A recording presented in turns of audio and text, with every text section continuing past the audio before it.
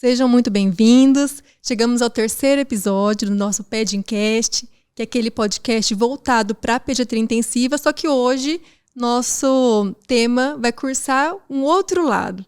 Acho que é um lado muito especial e um tema bem diferenciado que vai ser muito importante para os profissionais que estão aqui ouvindo a gente, que é sobre experiência materna nos casos de alta complexidade na UTI pediátrica. O que a gente percebe é assim, né? O hospital em si já é um ambiente bastante polêmico, né? E que, por vezes, gera ansiedade em quem está de fora, né? Mas eu acho que só quem vive lá dentro para saber as reais experiências, né? Do ponto de vista de profissional da saúde, acho que são 3 situações dramáticas que a gente costuma viver. Uma delas é a criança que não sobrevive. A outra é aquela que fica internada de modo prolongado, ou aquela em que os nossos recursos ficaram esgotados e a gente tem que literalmente pedir ajuda. E como a gente sabe que você viveu pelo menos 2 dessas e esteve próximo da terceira, né, causa mais angustiante para nós, então a gente gostaria de conversar hoje com a Fernanda Carolina da Silva. E aí, que mais do que a gente te apresentar, a gente gostaria que você se apresentasse dentro dessa importante função que você desempenhou. Bom, é um prazer estar aqui com vocês, como sempre, né? Sou a Fernanda, 27 anos, mãe do Miguel. Miguel é uma criança, é até difícil de descrever ele, de tão forte que ele é. Muito guerreiro, muito alegre, que vive a vida assim intensamente, né? E para mim é até emocionante estar aqui hoje, né? Falando dele, depois de tanto tempo, de tantas lutas, de 7 anos lutando. Para mim é um relato muito forte. São 7 anos, né, Fernanda? Sim. E 7 anos muito próximo de nós, né? Então, mais do que uma mãe que está aqui hoje, é uma amiga, né? Por isso que a gente está muito à vontade de conversar sobre esse tema com você, sabendo da importância dos profissionais que estão do outro lado, entender como funciona a vida de uma mãe que está dentro da UTI pediátrica. E a gente compreende que não foi uma jornada curta, não foi uma internação curta, né? Então, nesse processo, a gente quer conhecer um pouquinho da sua história, saber aonde tudo isso começou. Talvez naquele momento da Fernanda grávida, cheia de expectativas, como que era essa expectativa, como foi a realidade. A gente quer conhecer, assim, quem é a Fernanda nesse processo e o Miguel, né? O nascimento do Miguel, né? A partir daí. Bom, Miguel foi muito planejado, né? Eu tinha 20 anos e eu já queria ser mãe. Era muito nova, mas eu tive um aborto espontâneo antes dele. E após 1 ano eu engravidei dele. E desde então, né, naquela espera, na expectativa, né, de viver a maternidade da forma que ela é. E a minha gravidez foi super saudável, ultrassom tudo perfeito. E com 34 semanas eu tive uma infecção, né, urinária e ele nasceu de parto normal. E visivelmente perfeito. Nasceu com peso bom, já iria para casa. E no primeiro dia de vida, a gente começou com a amamentação e o Miguel, ele não evacuava. Então, o pediatra começou a ficar preocupado, né? Porque para um recém-nascido, acontece toda hora, né? No início ali. E ele mamava e jogava aquele líquido verde. E isso me assustava muito. Ouvi de alguns profissionais que era normal, que estava limpando por dentro. E eu comecei a ficar cada vez mais preocupada. Então, aconteceu dele vomitar muito. Aí uma enfermeira pegou ele e foi dar um banho. E aí eu fiquei olhando pelo vidro e ele vomitava. Ele de bruços, né, na mão dela, assim. E ele vomitava muito, muito, muito. E aquilo ali foi assustador para mim. Porque até então eu achava que ele estava bem. Aí o pediatra passou, eu chamei e falei, não tá normal, né? E aí ele já pegou, já passou uma sondinha na boquinha para não correr o risco de se engasgar e levou ele para UCI. Isso no Hospital Evangélico, né? E levando para lá, eu tive uma crise muito forte, onde eu precisei tomar um calmante, porque para mim, né? Puerpério ainda, né? Era muito fora da realidade aquilo, né? E ele me levou lá para ver o Miguel, aí estava na incubadora, porque até então ele nascer prematuro, para mim a única preocupação seria pegar o peso para ir para casa, né? E mesmo se tratando só de ter que deixar lá no hospital e ir embora, já me doía em pensar nessa hipótese. Mas como ele tinha nascido com um peso bom, eu estava muito, né, feliz, positiva. E quando eu vi ele lá com aquela sonda que assusta muito, né, de início, eu não sabia nem o que pensar. E aí me falaram que poderia ser algo no intestino, né? Que eles tinham feito um raio-x, mas que não tinha certeza. Que então teria que mandar ele para uma cirurgia para saber o que realmente estava acontecendo dentro dele. Isso foi em 2015, né? 2015. E aí a cirurgia, né, é um baque, né? Um dia ele tinha. E aí foi quando me disseram que tentariam transferência para o HU, porque lá eles não tinham o cirurgião. Então, encaminhando para lá, ele com 2 dias de vida, já foi direto para a cirurgia. Eu tive a alta do hospital, já fui direto com ele na ambulância. E chegando lá, ele ficou umas 5 horas mais ou menos em cirurgia. E olhar aquele centro cirúrgico é traumático. Porque primeiro filho, né, sem experiência de nada, mãe de primeira viagem. E ali tantas horas esperando e nada de uma notícia. E infelizmente a gente é ser humano, né? E a gente pensa negativo, né? Então eu pensava assim, como que um serzinho tão pequenininho, com 2 dias de vida, vai sair vivo dali? Então eu pensava muito negativo.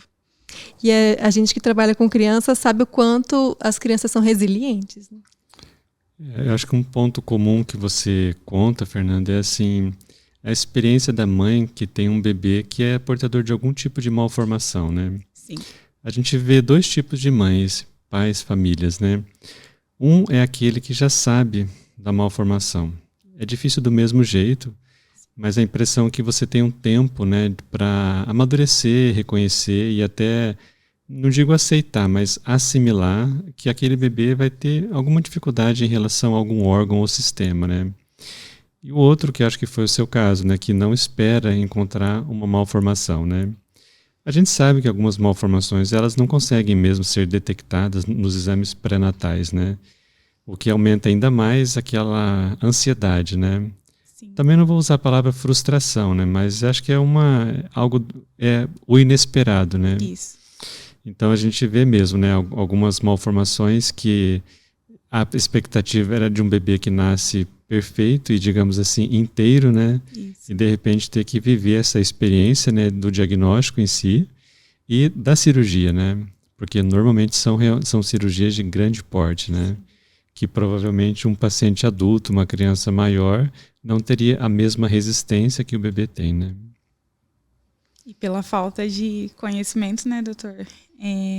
A gente acha que eles são mais, né, sensíveis que os adultos. A gente acha que pelo tamanho os adultos são mais fortes, né? E depois disso eu vi que não, dessa experiência toda, que depois de 5 horas de cirurgia ele saiu lá com o olhinho aberto, muito esperto. E eu falei, nossa, como Deus é maravilhoso, né? E aí foi aí que veio o diagnóstico, né? A doutora olhou, ela saiu do centro cirúrgico, me deu um sorriso, eu falei, ele tá vivo, né? Pensei, respirei. E aí ela me disse que ele teve uma obstrução no intestino durante essa formação, teve uma má formação, e que ele tinha perdido grande parte do intestino dele.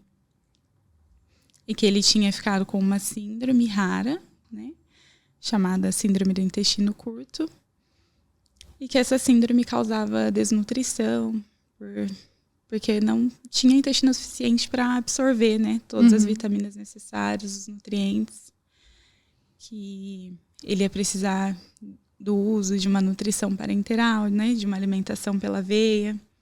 Até então, muito vocabulário novo, né, Fernanda? Não sabia nem. Nutrição parenteral. Eu falei, o que é isso, né? Foi a minha pergunta na hora. Eu falei, o que é isso? Aí, uma forma mais simplificada, uma alimentação, né? Pela veia. Dá pra gente imaginar a diferença da expectativa de nascer e amamentar daquela que é ver o bebê recebendo tudo por um acesso venoso, né? Sim. De igual importância, mas assim, emocionalmente muito diferente, né? Muito diferente. Meu Deus. Então, aí ela me disse que ele ficaria um longo período internado, né? Seria uma internação de longo prazo. E ela foi muito clara, né? Nas palavras que pode ficar muito tempo internado, mas a gente também não sabe se sobrevive. E pode ficar dependente dessa nutrição parenteral a vida toda. Então, assim, é um dia após o outro. E aí vem o baque, né? Sim. Porque a gente espera levar o filho para casa ali depois de 2, 3 dias. E ali meu mundo caiu. E vocês não eram de Londrina, né? Não. Então tinha isso ainda, a questão de já começar praticamente mudando de cidade, né? A gente é de Rolândia, né? É perto, mas ir e vir todos os dias, né? Sim. E depois desse baque, fui para casa, né? Depois da cirurgia. Chegar e não ter o filho ali, ter tudo montado, quarto, enxoval, é traumático. Muito. Eu acho que você falar dessa expectativa, Fernando, faz uma diferença muito grande, né? Porque assim, a gente vive um lado diferente, né? Vendo a criança do ponto de vista diferente, né? Então, para nós é tão comum ver a criança deitada num leito de UTI, né? Cercada de medicações, cercada de equipamentos, né? De respiradores, mas está longe de ser o ambiente idealizado pela mãe, né? Que é aquele berço em casa, né? Com aquilo que ela escolheu, com as roupas que ela escolheu, com os lençóis, com tudo que ela escolheu, né? Então, de repente, esse bebê fica lá no hospital, perto de um monte de gente desconhecida. Você não sabe se ele está com frio, se ele está com fome, se ele está chorando, se ele sente dor, né? Então, assim, dá para imaginar, tentando não se colocar no seu lugar, mas tendo empatia, né? Do quanto que isso gera um sofrimento físico e psíquico ao mesmo tempo, né? Exatamente. Ir embora igual o doutor falou. Deixar na mão, né, de desconhecidos, de pessoas que a gente nunca viu na vida. E até então eu nunca tinha entrado dentro de uma UTI, nem de adulto, nem pediátrica. Então, para mim... Qual foi seu impacto? Vamos pensar, né? Acho que muitos das pessoas que estão nos ouvindo trabalham dentro de uma UTI multiprofissional. Qual que é a visão da mãe que entra lá pela primeira vez, né? Porque para nós aquela admissão admite 1, admite 2, às vezes até 3 no mesmo dia. E a gente vê aquela mãe ali, aborda, mas às vezes não dá tempo de entender qual que é o nível de compreensão dela com relação àquele ambiente. De início é assustador. A hora que a gente entra, não só pelo filho da gente tá ali, mas por várias crianças, né? Ver tantos aparelhos, né? Aquelas bombas de infusão, tanto medicamento em uma criança só, tudo apitando. Muito barulho, né? O que mais assusta apita e você já corre e chama o enfermeiro. Meu Deus, por que tá apitando, né? São muitos sons, né? Sim. E aí a gente já imagina tudo coisa ruim, né? Porque a gente não entende nada, é leiga no assunto. Então, assim, eu, né, fiquei assustada a primeira vez que eu entrei. Tive medo, muita insegurança, né? De ver ele ali naquela situação, rodeado de tanta coisa, tanta gente, aquela correria, né? Mas depois de um tempo passou já a ser um lugar de mais confiança, né? Depois de começar a entender um pouco mais, de perguntar, né? Por que apita isso? Por que apita aquilo? O que é isso? E é interessante que o profissional tem o ouvido treinado para entender qual som E até para identificar qual que é aquele som que exige a sua atuação imediata ali, né? Porque é um risco. E a mãe que fica lá acaba aprendendo isso. Sim, aprende muito. A gente fica igual, né? Daí chega uma hora que a gente não precisa nem chamar mais, que a gente já sabe, às vezes um sensorzinho ali fora do lugar, já não... Em 2015 você já ficava com ele o dia todo? Não. Porque a gente teve algumas mudanças, né? Não, eu tinha que ir embora. Que eu acho que era a pior parte. Sim. Foi quando a gente começou a pensar na modificação, né, na introdução da família de modo permanente junto com a criança, né? Sim. Que acabou acontecendo em 2019, 2020, né? Então ele já era grandinho já.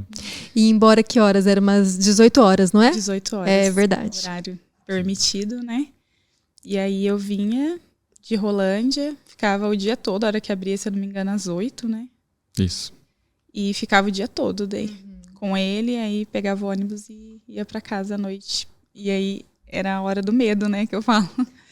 De receber uma ligação, de qualquer coisa. E ia embora muito, muito insegura no começo de deixar ele ali muito vulnerável. Um dia estava bem, de repente já não estava mais. E a pior parte, sem dúvidas, era deixar. E você acha que deve ter vivido e revivido a situação várias vezes, né, Fernanda? Porque, assim, resistente, o Miguel sempre foi, né? Sim. Ele sempre surpreendeu, mesmo nos pós-operatórios, assim, de cirurgias complexas, passagem de catéter, né? Tanto é que acho que o tempo de permanência dele no respirador, por exemplo, foi mínimo, né? Foram poucos dias ou até poucas horas, né? Mas sempre aquela dificuldade para alimentar, né? Então a gente ficou com a nutrição parenteral, né? O tempo todo, mas foram várias tentativas de introdução alimentar. E uma política diferente do que a gente faz hoje, né? Então existia aquela questão de dar alta para a enfermaria, né? Hoje a gente já tenta manter a criança mais tempo na UTI e muitas vezes dando alta direto para casa, né? Sim.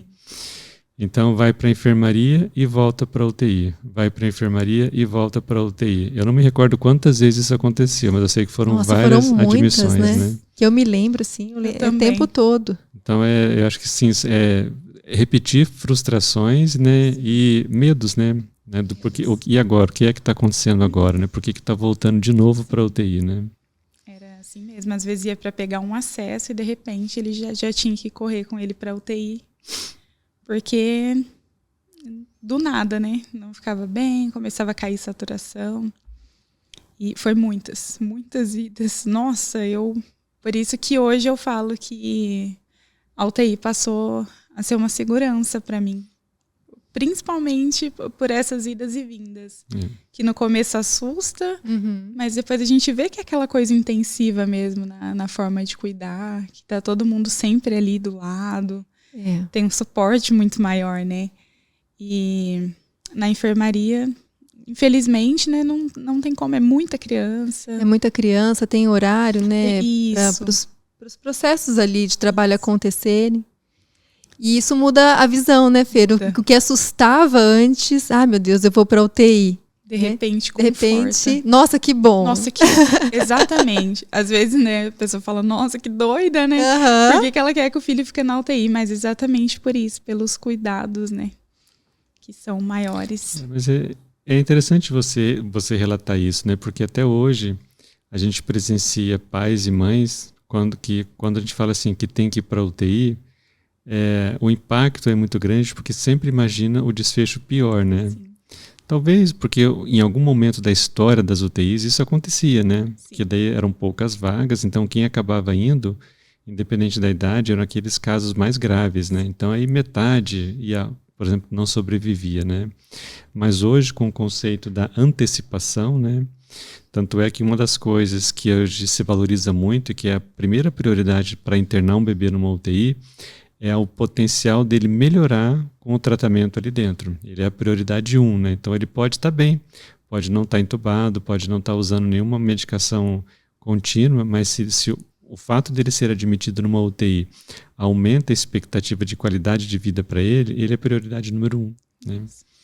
Então é o conceito. Então acho que você passou a conhecer na prática, de uma maneira até meio que forçada, né?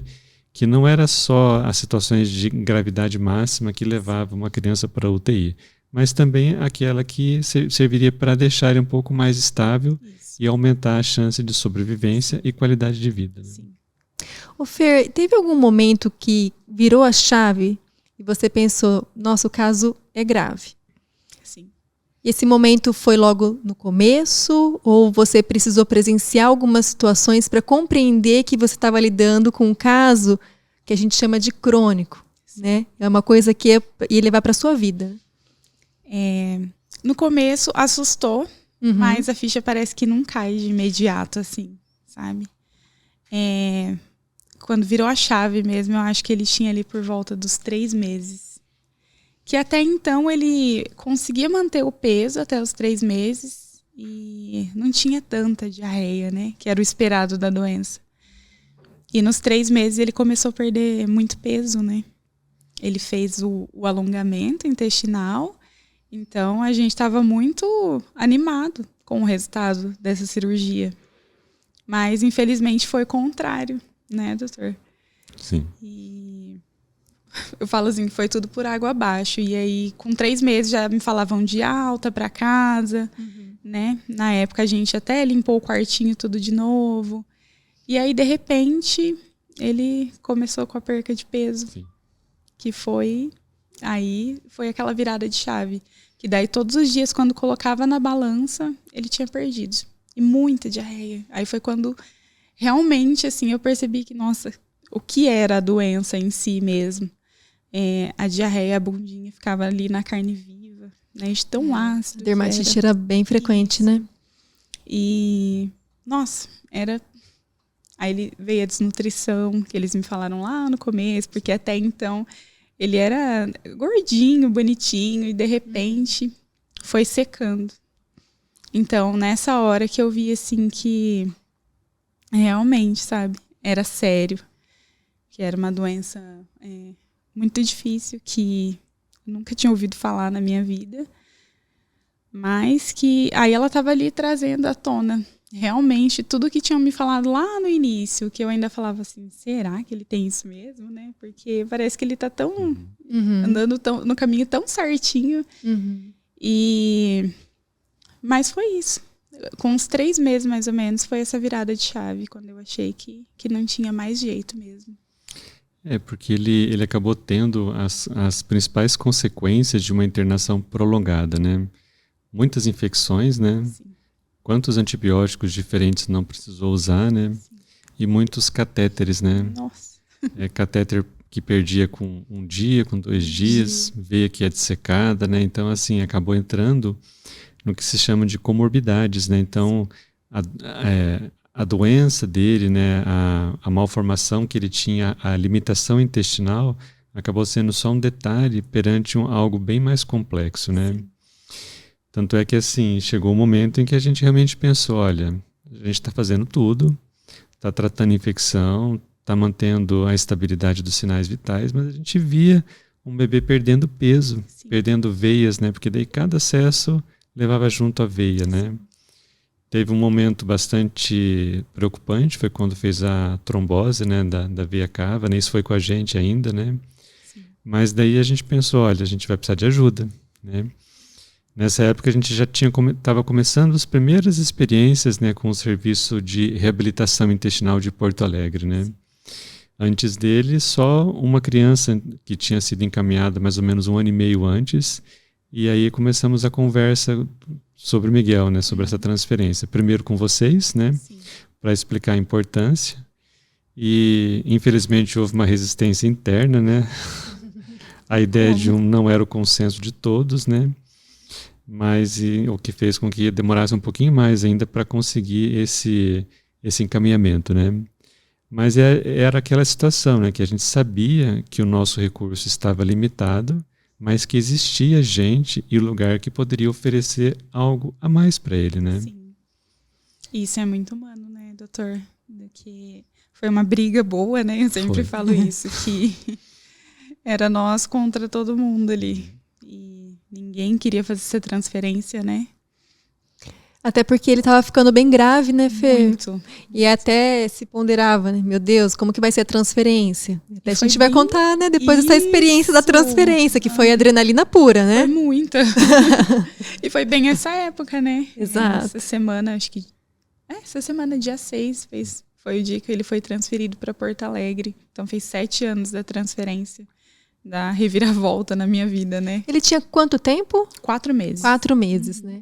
4 meses com a gente ali. Sim. Todos os dias, Todos né? os dias. Aí vocês entendem porque a Fernanda virou uma amiga nossa, praticamente, né? De casa. Mas porque todos os dias convivendo Todos os dias. ali. E muito uma mãe muito presente. Sim. Sempre lá do lado dele. Nunca, na verdade, nem resguardo eu guardei. Todos os dias eu tinha que estar ali, né? Mesmo na UTI que não podia ficar à noite, eu ia e voltava todos os dias de ônibus. Mas eu tinha que ir ver ele, nem que fosse um pouquinho. Eu toda inchada ali. Graças a Deus o parto foi normal, né? Então facilitou muito esse processo. Mas foi bem puxado, né? E a nossa preocupação nessa ocasião é que, assim, uma vez que surgiu a ideia da transferência, a gente sabia que não era como a primeira transferência dele, né? Sim. De um hospital para outro dentro do mesmo município, né? Ele teria que viajar uma distância longa e para um serviço que não tem a vaga, assim, disponível de um dia para o outro, né? Entra numa fila, e hoje uma fila, inclusive, nacional, né? Porque é referência do Brasil todo, né? Então essa era a primeira dificuldade, conseguir a vaga. Depois que ele tivesse condições clínicas para ser transportado, né? Principalmente porque iria de transporte aéreo, né? Então não é um processo simples e rápido, né? E a preocupação era assim, vamos tentar deixar ele pelo menos assim o mais estável possível para conseguir ser transportado, né? Foi quando saiu, né, doutor? Foi muito rápido, né? Sim. Que a gente foi num sábado de manhã, se eu não me É. engano. E aí na sexta-feira o doutor chegou e me falou, arruma suas malas e coloca tudo que você puder dentro, porque a gente não sabe quando você volta. Então, assim, desde que eu soube que lá tinha um centro de reabilitação, eu fiquei muito animada, né, com isso. Porque, assim, eu pensava da seguinte forma, todo mundo às vezes falava, nossa, mas é muito longe, é um outro estado, né? Você vai estar longe de todo mundo. Eu falei, mas e aqui? Eu também tô. Às vezes eu tô na cidade do lado, mas eu tô vivendo dentro de um hospital todos os dias. Então, pra mim, não vai fazer diferença.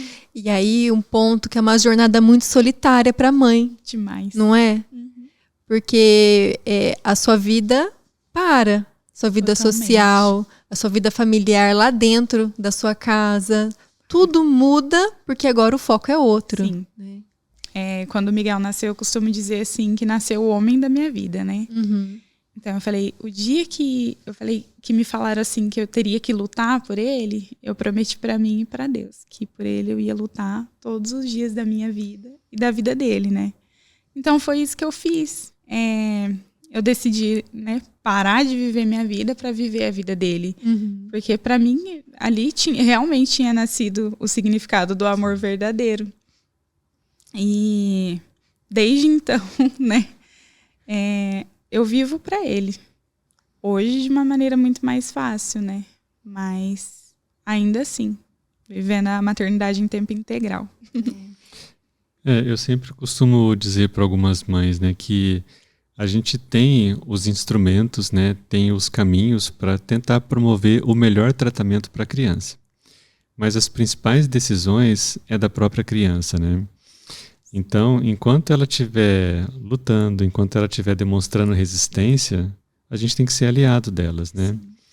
E aí eu posso te dizer que nesse processo inicial, né, antes de vocês se mudarem praticamente para Porto Alegre, que você foi uma aliada muito forte nesse momento, né?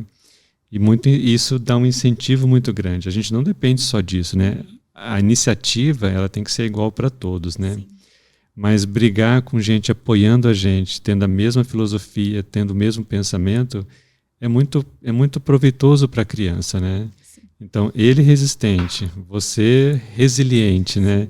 E a gente teimando, né? É a maneira das coisas darem certo naquele momento, né?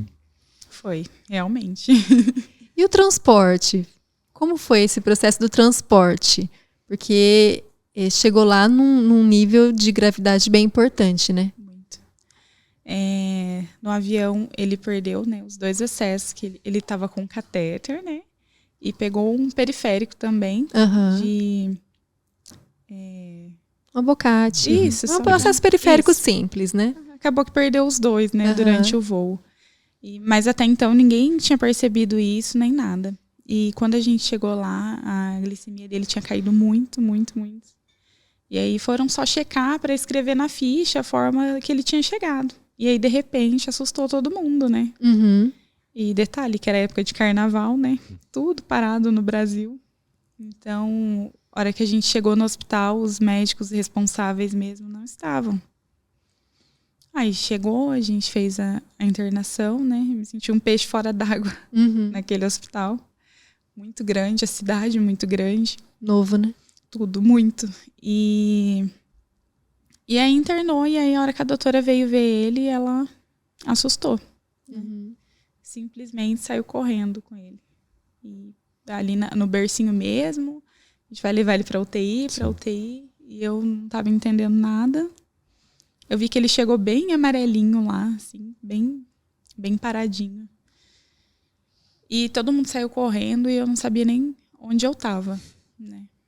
Aquele susto de... E aí fiquei parada lá num local com a mala. E aí falou, vou te levar lá na UTI, a gente tá internando ele, a gente vai precisar entubar, que ele não tá bem, né? Eu falei, não, tudo bem. E a hora que ela veio, ela me disse, ela falou, mãe, eu não tenho notícias boas para te dar.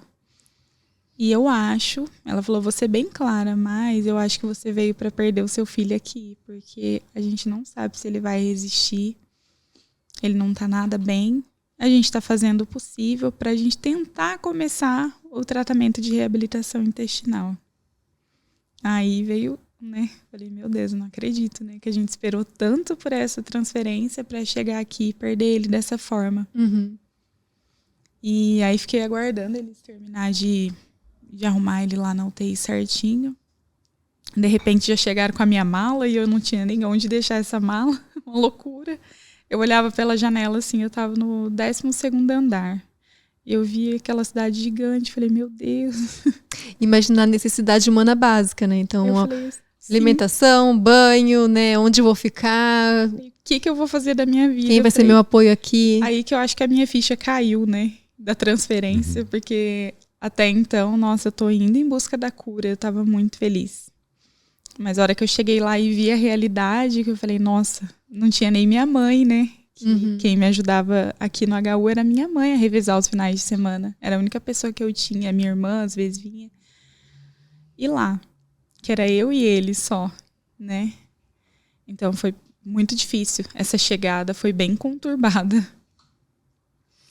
Até para nós, Fernanda, porque sempre que acontece essas transferências, né?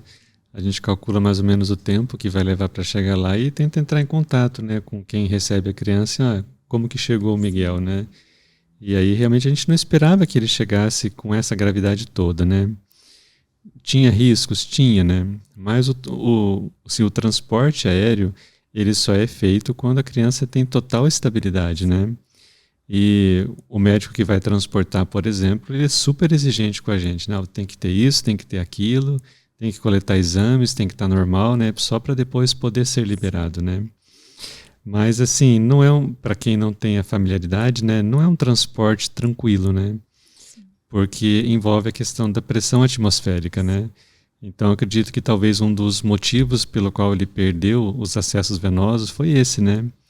Porque a pressão lá em cima funciona diferente. A bomba infusora não funciona em uma altitude muito grande, né?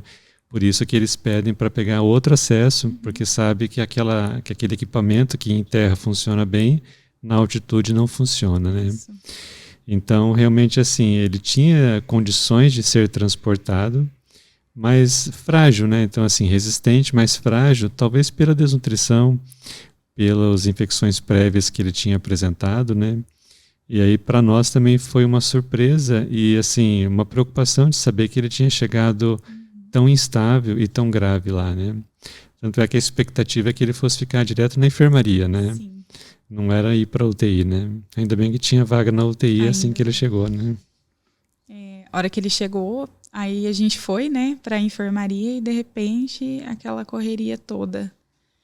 E acho que por conta da desnutrição mesmo, porque ele tava com menos que o peso de nascimento, né? Com 4 meses. Ele foi, acho que com 2 quilos, né, pra lá. E ele nasceu com 2 quilos 115. Então, assim, uma criança com 4 meses com 2 quilos, meu Deus. É desnutrido grave. Né? Sim, hoje eu vejo as fotos, né? Assusta, né? Assusta. E quando, né, porque a gente tá ali todo dia. Sim. E pra gente é normal. Porque você acostuma ver aquilo todo dia.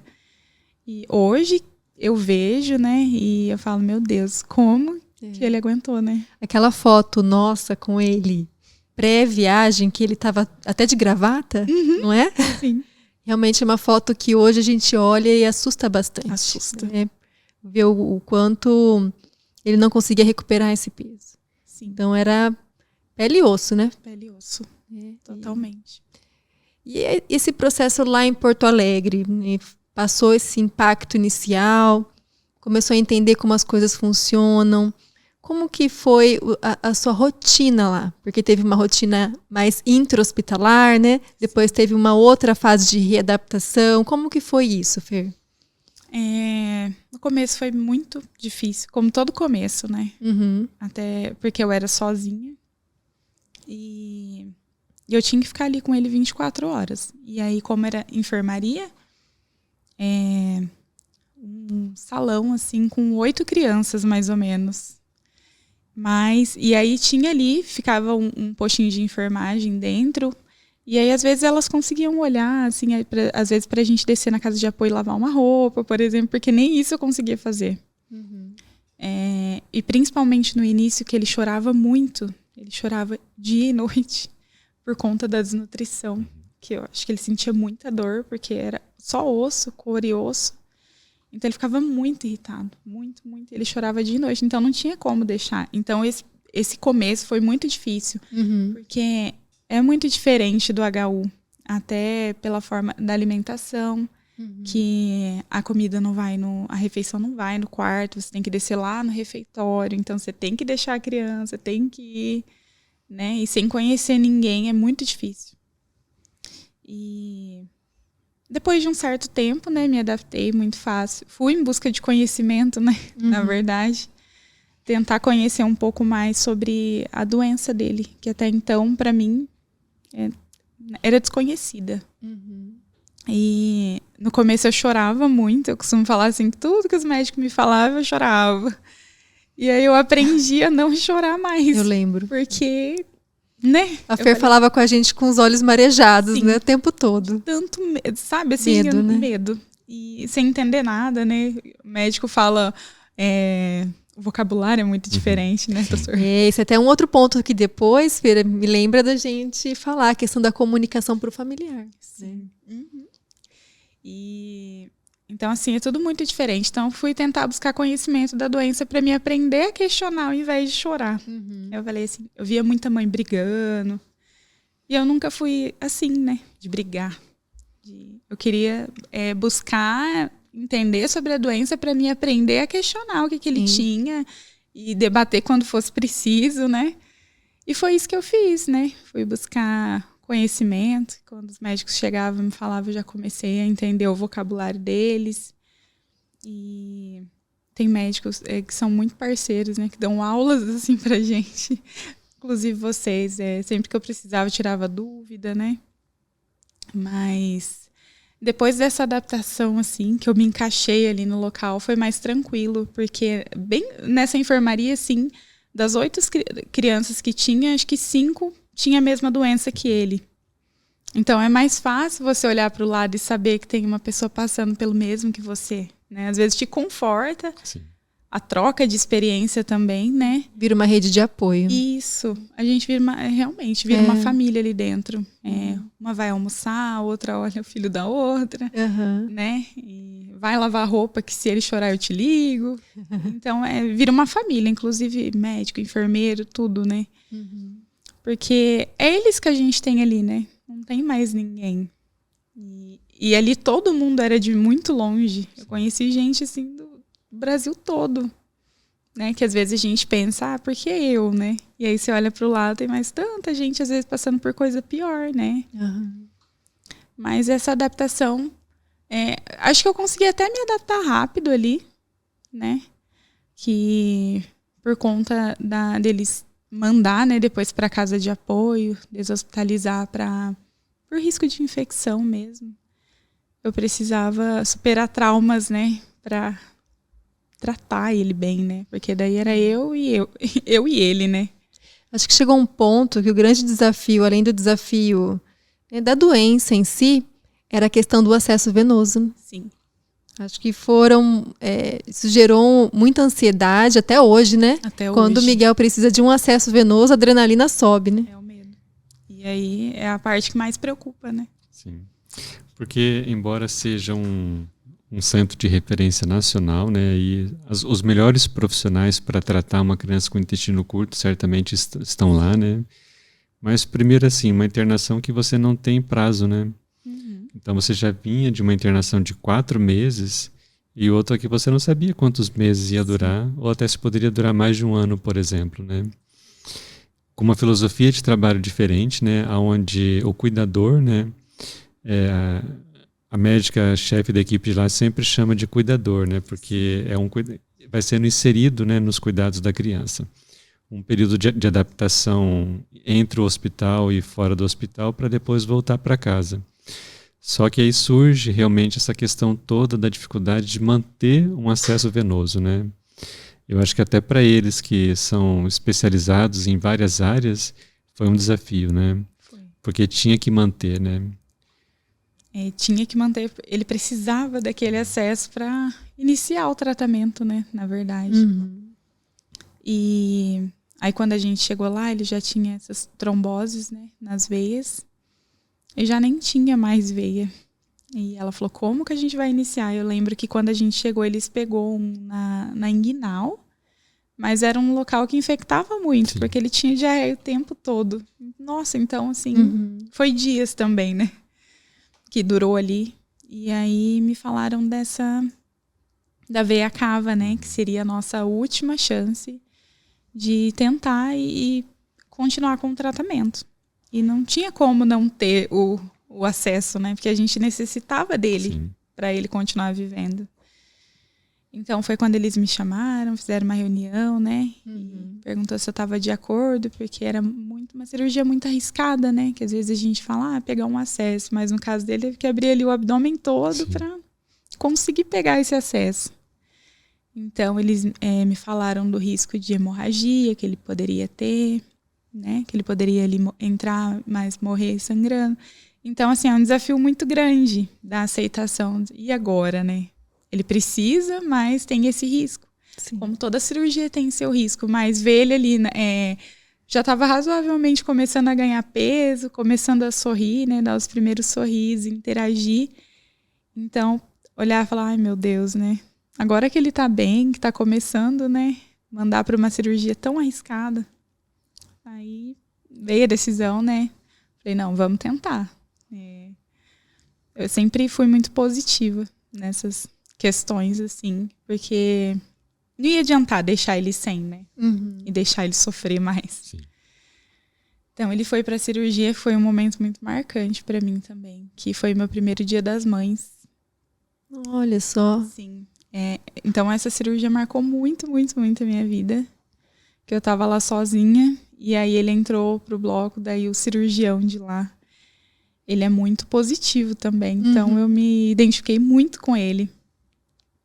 E aí quando ele me disse, né, vai dar tudo certo, tá nas mãos de Deus. Então aquilo ali me aliviou muito. E aí eu fiquei aguardando ali do lado de fora. E aí foi quando eu comecei a chorar. Acho que fazia tanto tempo que eu não tinha tempo nem de chorar mais. E eu falei, nossa, né? Meu primeiro Dia das Mães. E ele, mais uma vez, em cirurgia. E uma cirurgia tão arriscada, né? Mas tão importante para ele. Até aí ele tinha passado por quantas cirurgias, Fê? Mais ou menos. Eu acho. Ele tinha passado só por 2, né? que foi no HU. Isso, que foram as duas do abdômen, né? Isso. A primeira quando fez que visualizou o tipo de malformação que tinha. Isso. E depois o alongamento intestinal, Isso. né? O STEP. Essa foi a terceira. A terceira. Isso. Então, assim, eu falo que é uma data marcante, né? Porque todo mundo espera, né? O primeiro dia das mães. Então, para mim não foi muito confortável. Mas daí eu entreguei nas mãos de Deus. E aí o cirurgião falou para mim, vai lá se alimentar, porque ele só tem você. Então, você tem que estar, né? Tem que estar forte. Aí eu fui lá, desci, comi. E deu tudo certo. Uhum. E aí foi quando a gente realmente iniciou o tratamento para valer, né? Com a nutrição parenteral, com maior volume daí, porque o outro catéter não suportava. Daí muitas vezes tem que ajustar mesmo, né? Sim. A parenteral para conseguir, dependendo do acesso, se é um acesso periférico, a gente tem que ajustar para não, né, danificar aquele vaso, né? Sim. Aí quando conseguiu um bom acesso, aí foi. Sim. E aí esse catéter foi diferente, né? Que foi uma experiência nova para mim, que foi o Broviac. Uhum. Então, era bem diferente, ainda não tinha visto que para maior tempo, né, de internação. Mas deu tudo certo nessa questão. Aí foi quando a gente engrenou ali no tratamento dele, que ele começou a ganhar peso mesmo, assim, desenvolver bastante. A gente tem a impressão que a vida dele, né, sempre foi como se fossem capítulos, né? Sim. Só que cada capítulo começando de uma maneira bem dramática, né? Então, quando tudo parecia caminhar bem, de repente vem uma má notícia, né? Sim. Uma dificuldade, né? Isso começando aqui em Londrina, continuando lá em Porto Alegre, né? Sim. E o próximo capítulo dele, Fernanda? Quando que passou o Broviac, implantou o catéter, começou a parenteral, então agora vai dar certo. Sim. Ficamos mais uns 2 meses, eu acho, no hospital com a parenteral, aí tava tudo tranquilo, né? Tudo mil maravilhas. Aí comecei o treinamento pra gente poder descer pra casa de apoio. Uhum. Fui treinada, venci traumas, porque antes de ter ele, eu tirava sangue e eu desmaiava. Uhum. Eu não podia ver agulha, não podia ver nada. E na época ele tomava o anticoagulante e eu tinha que aprender a aplicar nele, né? E pra mim foi um desafio muito grande. Uhum. Eu falava, meu Deus, eu acho que você escolheu a pessoa errada. Tira a força de onde não tem, né? E a doutora falava assim, olha, você tem que conseguir, senão vocês não saem do hospital, porque é você que tem que fazer, a manusear o catéter, que pra mim até então daí já era mais fácil, mas mexer com agulha, assim, furar ele, né? Pra mim era muito difícil. A própria mãe furar o filho, né? Aí passei por 30 dias de treinamento, né? Que inclui tudo, até lavar as mãos da forma correta pra manusear a nutrição parenteral e tudo mais. E aí a gente foi para casa de apoio. E aí, né, a primeira vez que ele saiu do hospital... Ele tinha que idade, Fernanda? Nossa, doutor, eu acho que ele tinha uns 8 meses, se eu não me engano. 8 meses dentro do hospital. E aí, quando a gente saiu, assim, acho que a única vez que ele saiu foi para pegar o avião para ir para Porto Alegre. Oh, coitado. Ainda saiu dentro da ambulância, né? E aí ela falou assim, olha, vida normal, né? Vocês durante o dia podem sair, passear, e à noite a gente colocava a nutrição parenteral. A gente era acompanhado pela enfermagem, mas eram as mães que faziam tudo. E tava tudo mil maravilhas, né? Vivendo a vida até o catéter parar de funcionar de novo. Isso foi com quanto tempo? Nossa, deu muito... 8. A gente acho que ficou 1 mês, 2 meses na casa de apoio. E parou de funcionar. Uhum. Colocava na bomba de infusão, essa bomba apitava a noite inteira. É pra ter pesadelo, né? Dando oclusão.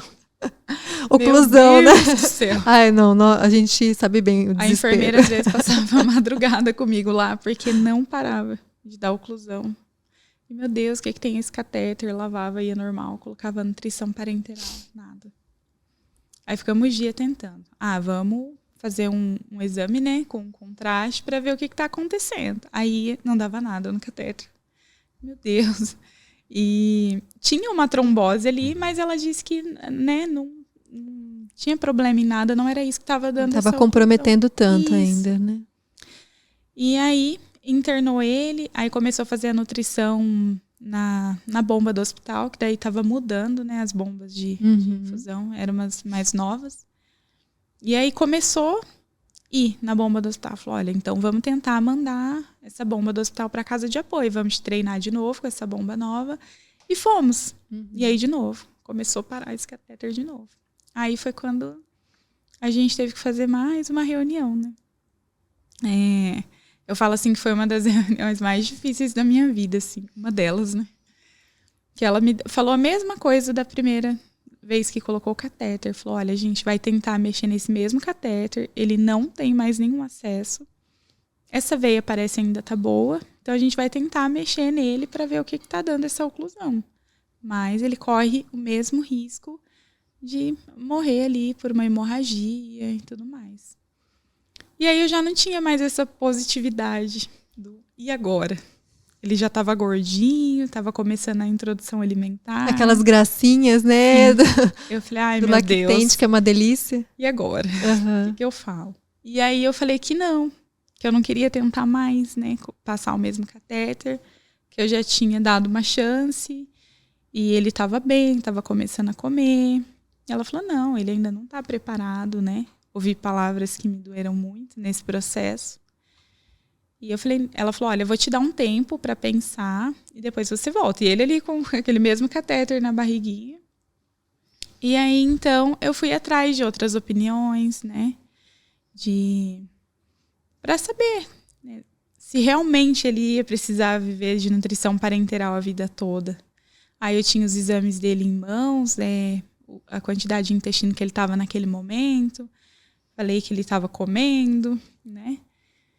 E aí esse médico me abriu uma esperança, assim. Falou, olha, eu acho que ele consegue viver sem a nutrição parenteral e consegue viver fora do hospital, sim.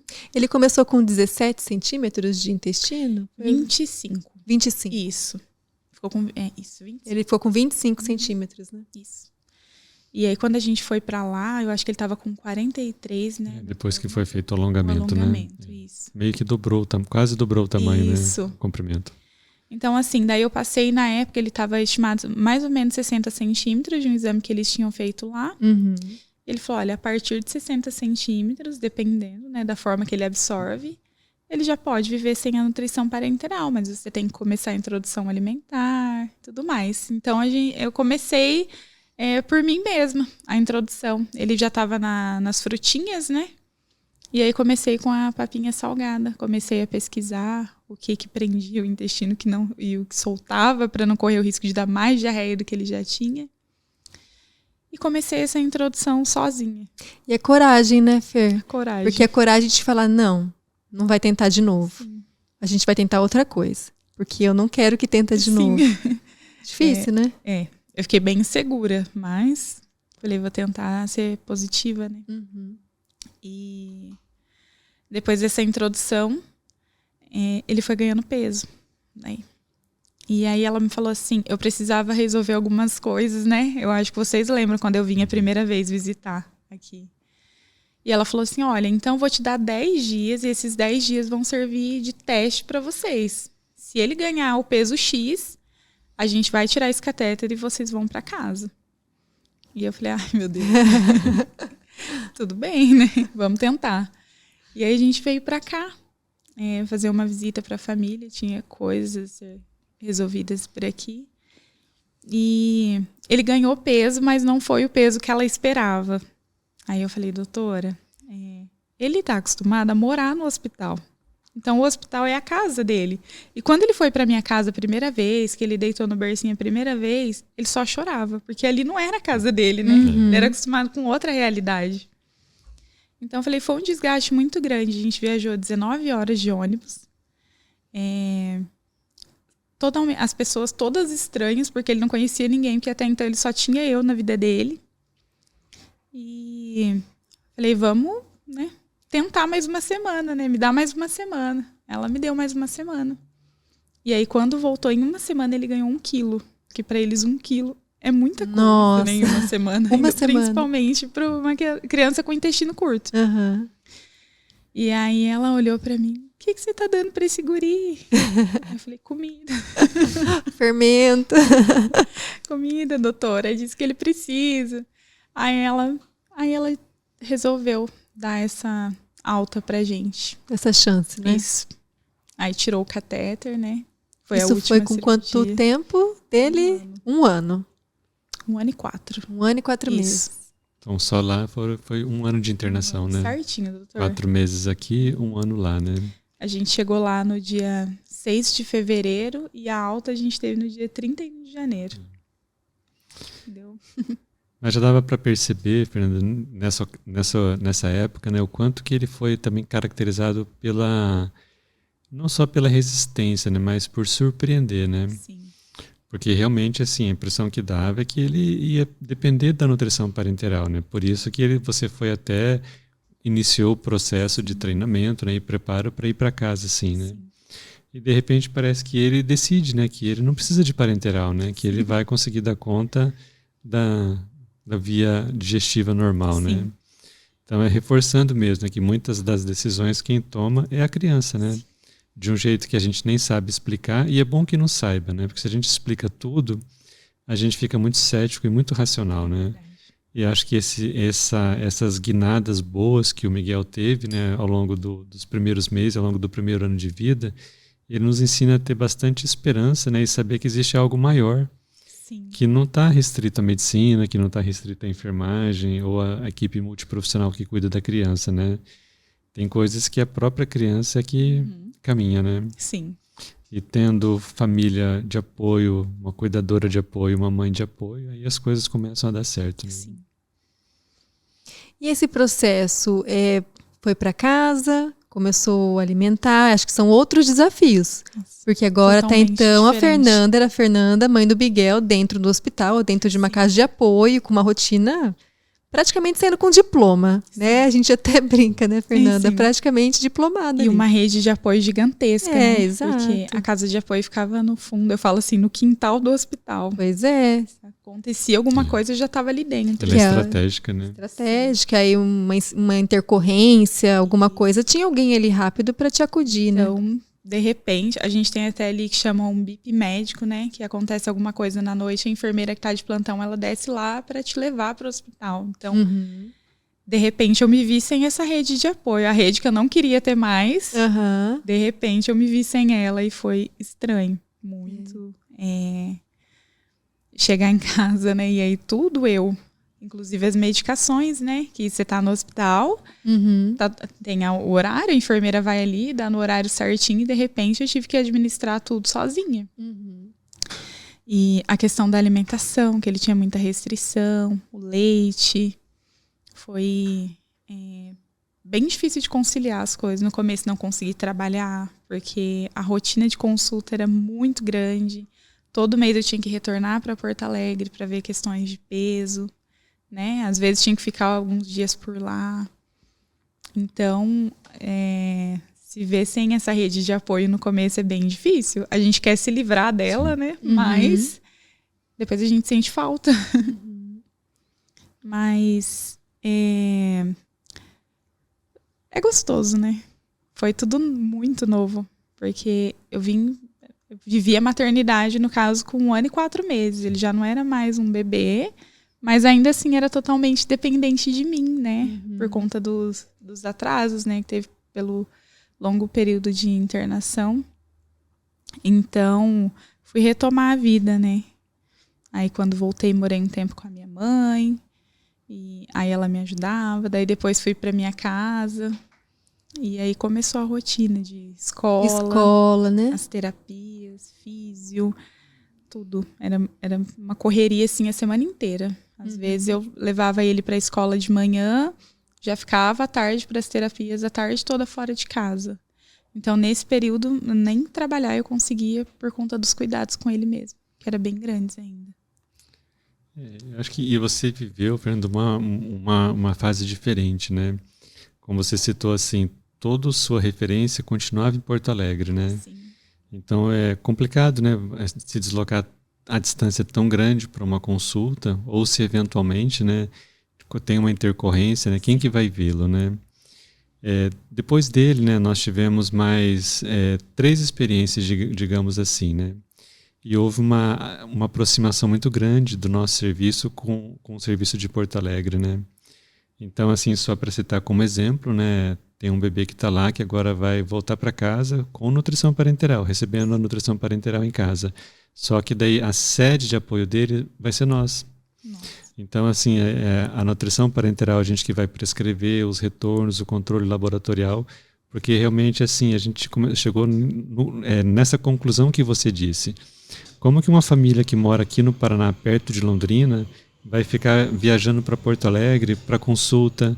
Como que vai, se ela tiver intercorrência, como que ela vai, né, para lá? Então, a gente acabou assumindo essa base de apoio para os retornos agora, né? Que ótimo. E a gente no início, né, como estava num processo ainda de mudanças, né? Porque depois que o Miguel nasceu, muita coisa mudou dentro da nossa UTI, né? 2015 foi um ano marcante para nós, né? Foi a gente sabe que a nossa UTI ela funciona antes e a partir de 2015, né? Então, todos os aspectos, até indicadores. Né? E aí mudaram pessoas, mudou as pessoas que coordenam tudo, né? Então hoje e aí nesse meio tempo a gente tentou resgatar o Miguel de volta, né? Acho que nessa época você inclusive não estava no Paraná, né? Quando a gente tentou essa reaproximação, né? Hoje já está mais perto, né? Sim, agora está pertinho. E aí a gente acabou agora reassumindo ele, né? Sim. Para as coisas boas e para as coisas que não são tão boas, né? Porque assim, depois de tanto tempo indo tão bem, né? Parece que chegou um momento em que começou um novo capítulo da vida dele, né? Novo. Ele tinha que idade já nessa época, Fernanda? Quando estava indo bem, de repente estagnou e começou a perder peso, começou a regredir. 6 anos. Então, digamos que ele teve um hiato aí, uma lua de mel de 4 anos e meio, 5 anos, né? Exatamente. Que estava indo bem, né? Estava indo muito desenvolvendo, crescendo, ganhando peso, né? Indo para a escola, falando. Achei que daí a gente nunca mais ia precisar passar por isso, né? De ter que internar novamente. Às vezes uma coisinha ou outra, né, doutor? Às vezes interna, igual teve uma pneumonia, alguma coisinha assim. Sim. Internava, mas era coisa rápida, né? Então, é aquela frase, né? Nem tudo são flores. Quando eu achei que estava tudo ganho, ele começou a perca de peso novamente em um ano, né? Que foi o ano passado. Foi um ano muito traumático, muito marcante para mim. Eu acredito que até hoje, na nossa história, o ano mais marcante. Você acha que foi mais difícil que o primeiro ano de vida dele? Eu acho que sim, doutor. 6 anos ali convivendo com ele, né? E de repente achar que eu poderia perder ele depois de 6 anos, depois de tanta luta, né? Tanta luta. E a gente sem entender os propósitos, né? De repente começa a perder peso, ninguém consegue descobrir o que tem, vai para o médico, vai para outro. A gente ainda, né, por conta da pandemia, dificultou muita coisa. As nossas idas para lá, as consultas foram todas canceladas. Então a gente ficou sem a rede de apoio de lá e eu fiquei perdida, né? Foi quando a gente retornou para lá, conseguiu retornar, mas mesmo assim também ninguém descobriu o que ele tinha. Foi muito difícil, porque eu cheguei lá... Quando eu cheguei lá, ele já estava numa fase muito debilitada. Sim. Muito mesmo. Bem magrinho, né? Ele chegou a perder quanto de peso, mais ou menos? 10 quilos. 10 quilos, né? Que para uma criança é uma perda muito grande, né? Muito. Perder 10 quilos para um adulto tem um impacto muito menor. Agora, para uma criança que... Ele chegou a 23, 24, 23, né? E aí, quando... Assim, igual eu falei lá no começo, a gente convive com a criança todos os dias, às vezes você vê perdendo peso ali na balança, mas fisicamente você é tão acostumado com ela que você não percebe que ela tá tão magrinha, né? Sim. E aí o Miguel, ele vomitava muito, todo dia, várias vezes ao dia. E já não bastava a diarreia, os vômitos, né? E aí levava para um lugar, levava para o outro, e ninguém descobria que esse menino tinha. E aí um dia eu fui dar banho nele, eu lembro, assim, nesse dia eu tirei uma foto, eu acho que eu até encaminhei pro doutor. Falei, doutor do céu, ele tá perdendo muito peso. Não sei o que tá acontecendo. Que daí, a hora que eu tava olhando a minha galeria, assim, eu parei na foto e eu olhei assim, ele tava de costas, aqueles ossinhos, assim, tava... Parecendo, né? Nossa. Ele tava com quanto de peso aí nesse momento? Eu acho que ele tava com uns 15 quilos, Flávia. Gente, 15 quilos com 6 anos. 6 anos. E ele ainda perdeu mais ainda, né? Ele perdeu, mas ele chegou... A 11. Ele chegou a 11 quilos com 6 anos de idade. 11 quilos, já. né? 7 já, que 7 ele em setembro, ele é do dia 21 de setembro, Isso. né? Temos crianças, assim, com menos de 1 ano que pesa 12. Sim. Né? Então, quando a gente... Por Exatamente. que eu tô perguntando? Quando a gente coloca isso em números, é que aqui não tem como a gente mostrar foto, Sim. né? Inclusive, depois vocês podem ver foto dele, né, nas redes sociais da Fernanda, mas o quanto isso impacta mesmo, né? Uma história que ela é regada de imagens que traumatizam de ver. É quem não conhece, porque choca, né, Fer? Choca muito. É. E aí eu ficava nas tabelas no Google procurando qual o peso ideal para uma criança de 6 anos, sabe? Tava enlouquecendo. Então, para mim foi um ano muito... Eu falo que foi um ano muito difícil, porque quando ele nasceu, eu não estava preparada. Mas eu tive que me preparar para ter ele.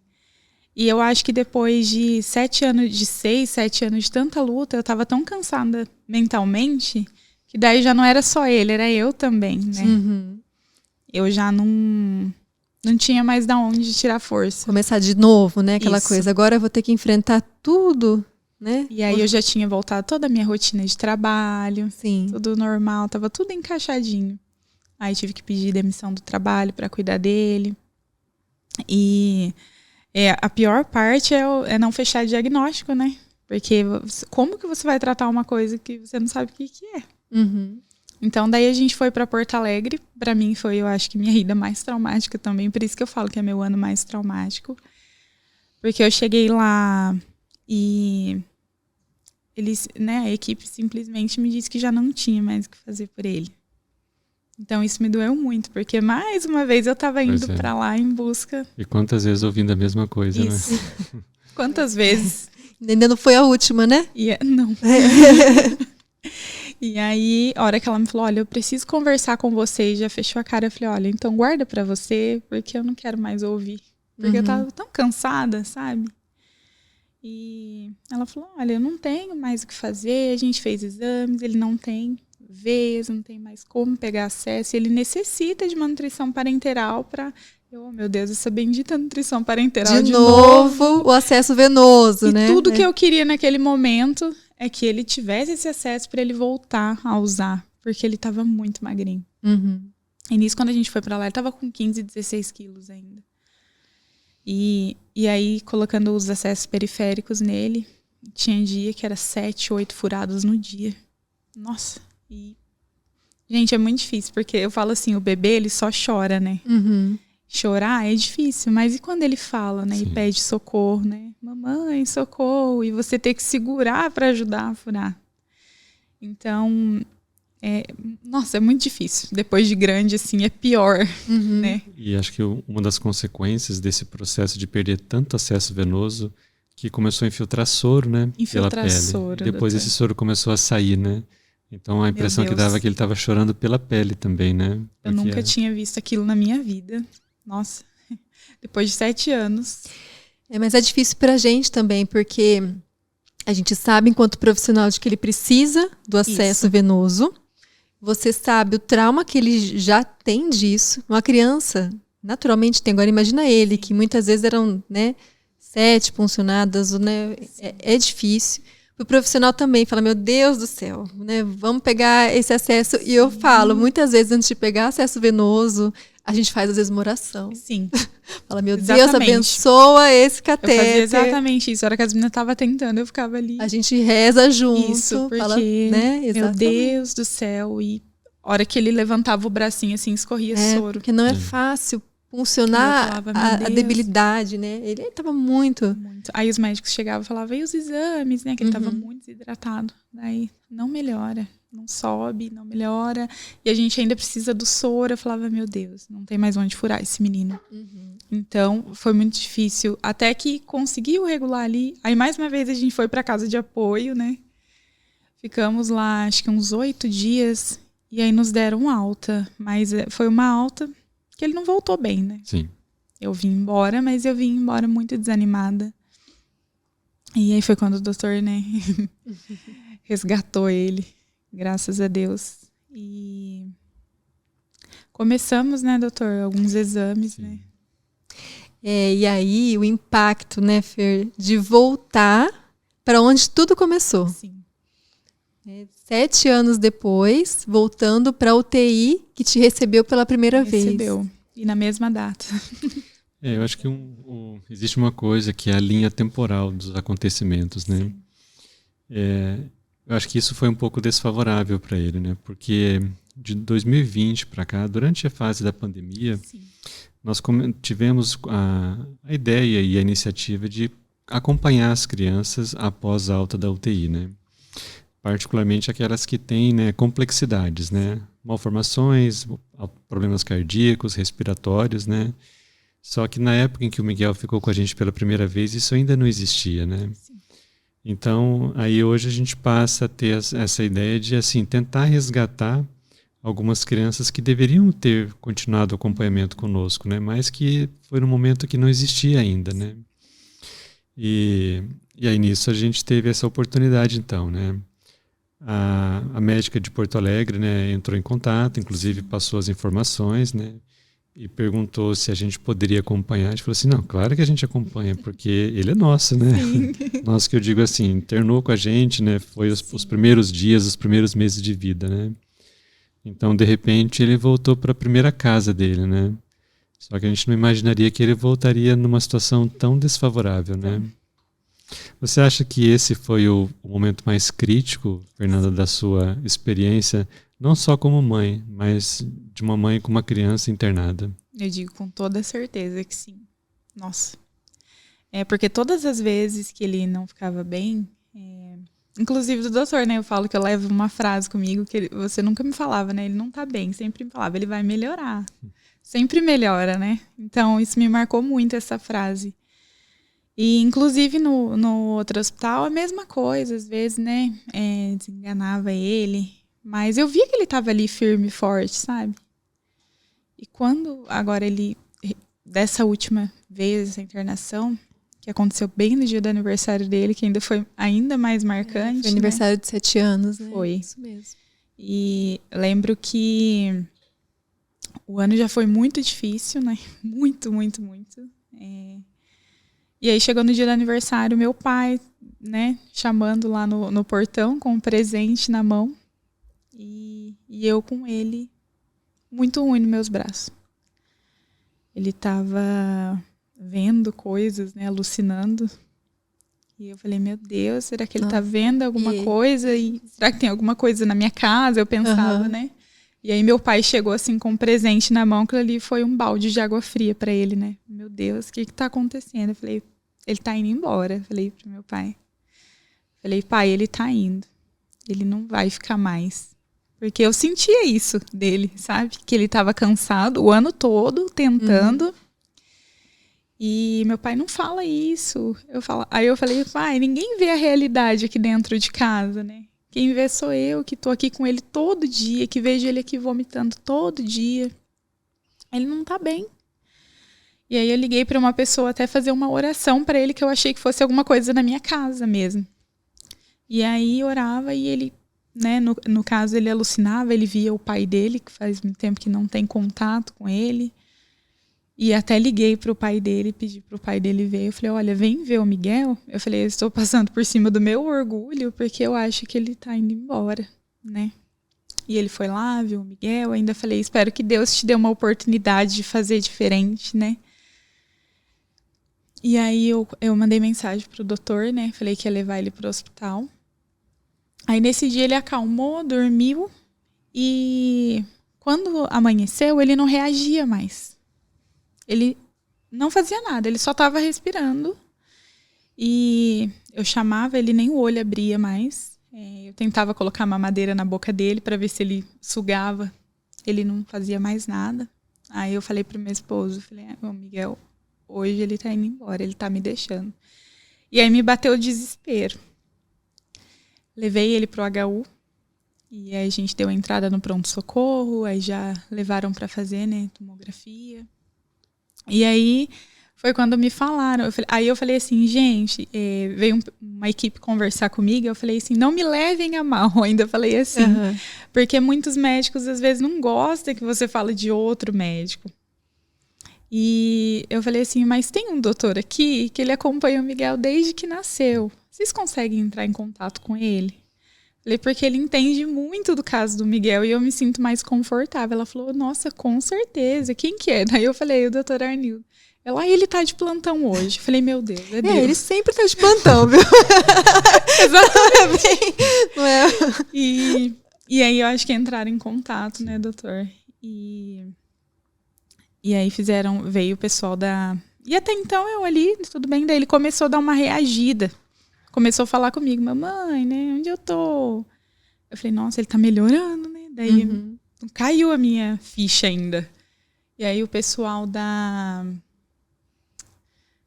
como que fala, doutor, a equipe? Da neurocirurgia? Da neurocirurgia, isso. Foi lá e falou, olha, ele vai ter que ir pra cirurgia, ele tá com uma hemorragia. Até então ninguém tinha me falado. No cérebro. Eu falei, meu Deus, como assim, né? Uhum.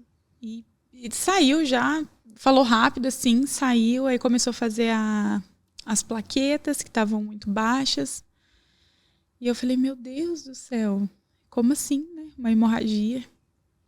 E aí já chegaram e falaram, olha, ele vai só fazer essas plaquetas e vai pra UTI. Aí foi quando eu falei, graças a Deus. Graças a Deus. E aí eu liguei pra minha irmã, falei, graças a Deus, ele vai pra UTI. Como assim, graças a Deus? Eu falei, não, porque lá ele tá bem cuidado e eu me sinto segura.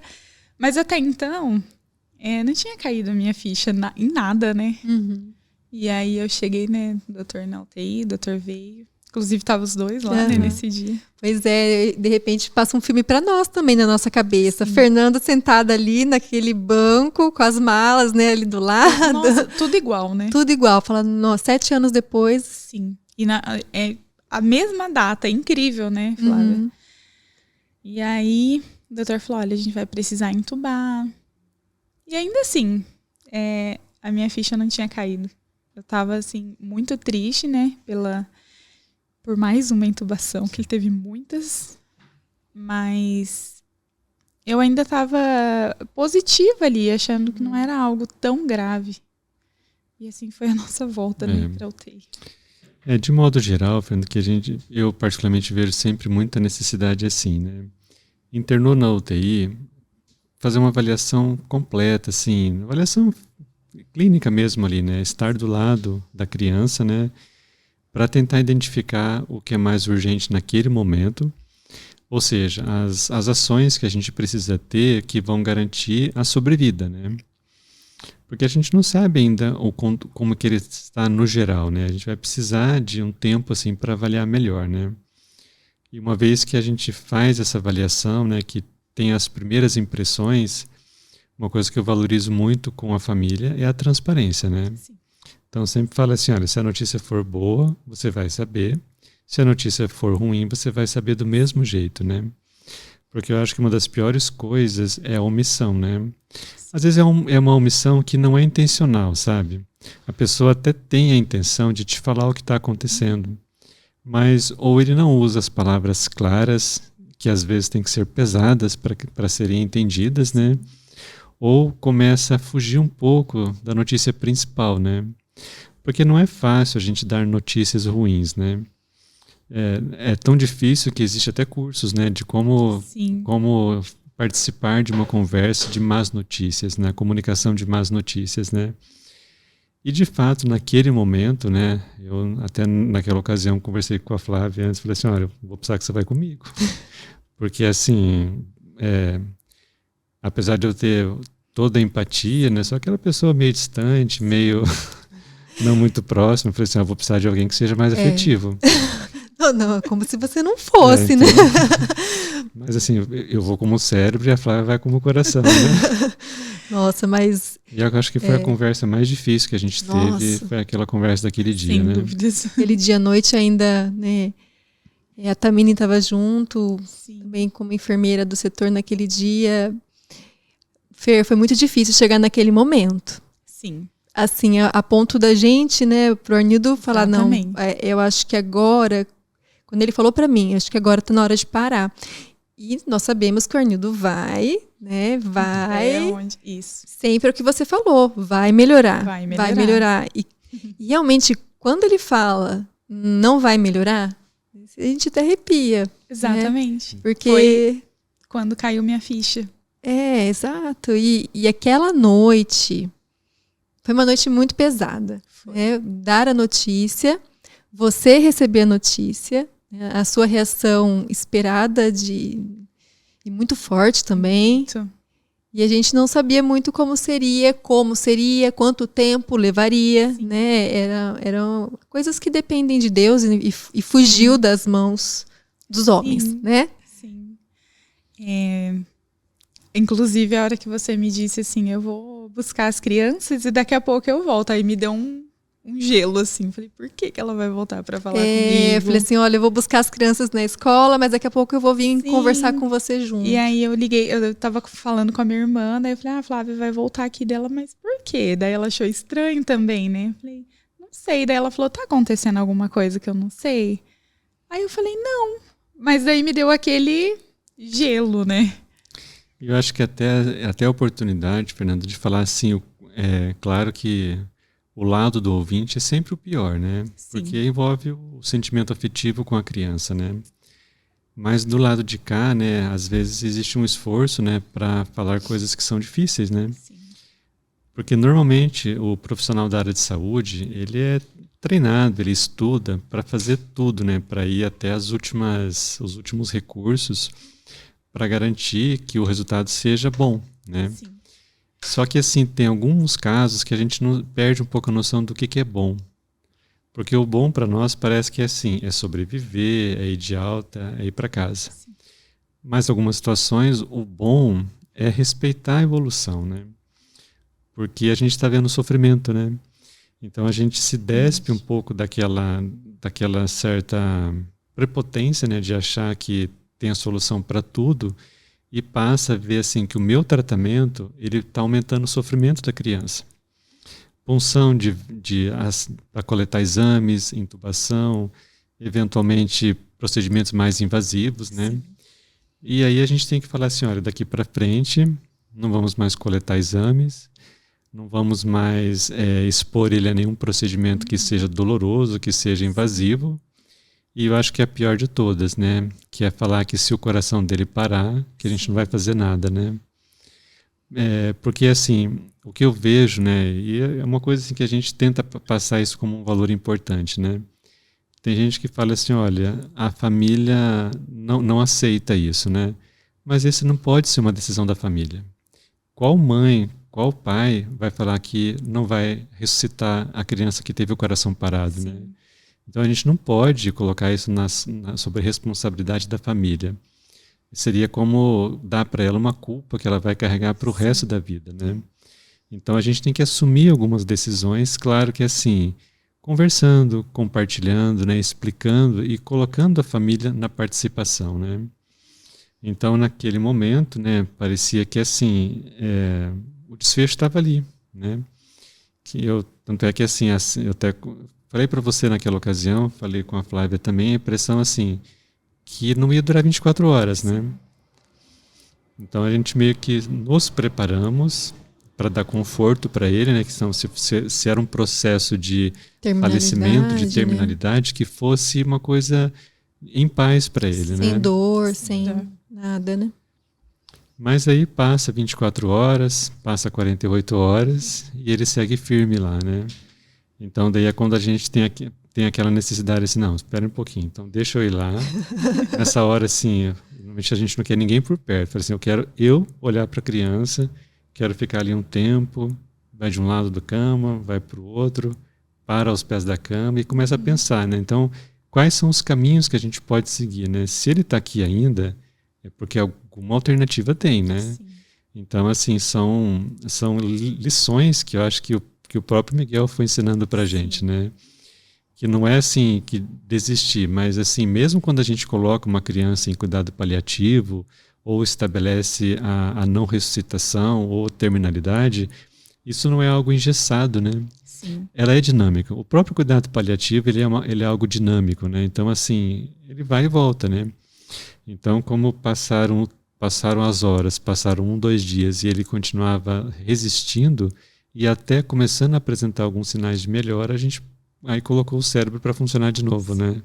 Para agora buscar respostas, né, que pudessem trazer benefícios para ele, né? E uma coisa que é bem interessante, né, que a gente sempre fala assim, que na pediatria, boa parte das explicações estão nas respostas mais simples, né? Então aí a gente começa a pensar em tantas coisas complexas, né, que às vezes são raras, mas aí fala assim mesmo, qual foi o grande problema dele até hoje? A alimentação. Né? Então, assim, o que aconteceu que ele não era infecção, não era algo novo, não era uma descoberta nova, mas era um bebê, uma criança, né, que sempre teve dificuldade para alimentação. Né? Então, será que em toda essa dificuldade para alimentação não faltou alguma coisa para ele? Né? O intestino dele é curto e o intestino é usado para absorver algumas coisas, né? Então, será que boa parte disso a gente não precisa administrar de outra maneira, né? Então, assim, é uma lição que a gente passa até para os nossos alunos, para os nossos residentes, né? Sempre começa a pensar nas coisas que são mais simples. A chance de encontrar a resposta é bem maior, né? Isso é verdade. Foi um processo marcante. Eu acho que o Miguel ensinou e continua ensinando. Eu acho que ensina você, muito nós, enquanto profissionais, a entender que tem uma força muito maior. Sim.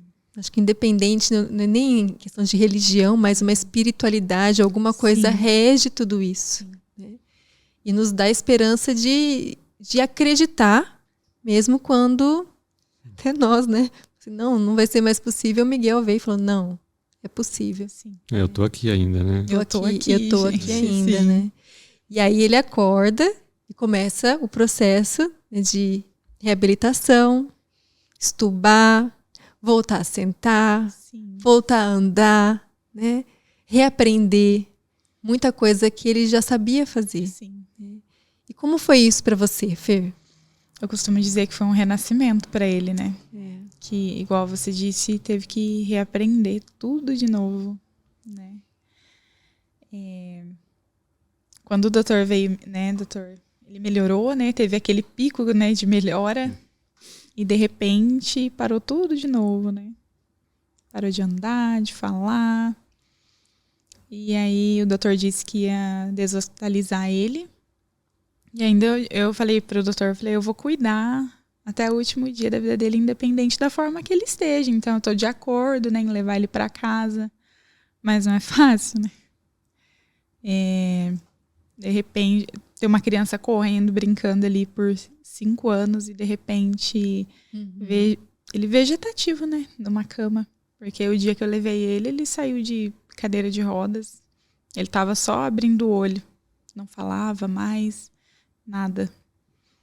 Então, para mim, foi muito, muito doloroso.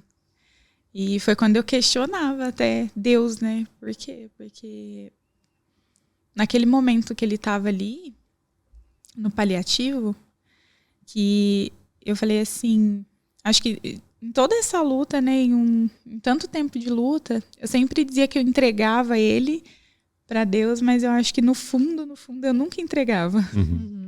Eu sempre voltava atrás.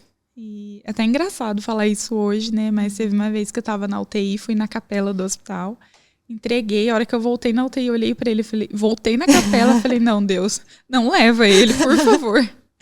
Eu tô fazendo errado. Mas a minha mãe fala, é até pecado você ter feito isso. Fala, ai mãe, Deus entende. Com certeza. Então, nesse período agora, eu acho que eu fiz uma entrega muito sincera porque eu realmente estava vendo muita dor e muito sofrimento. Muito, muito, muito.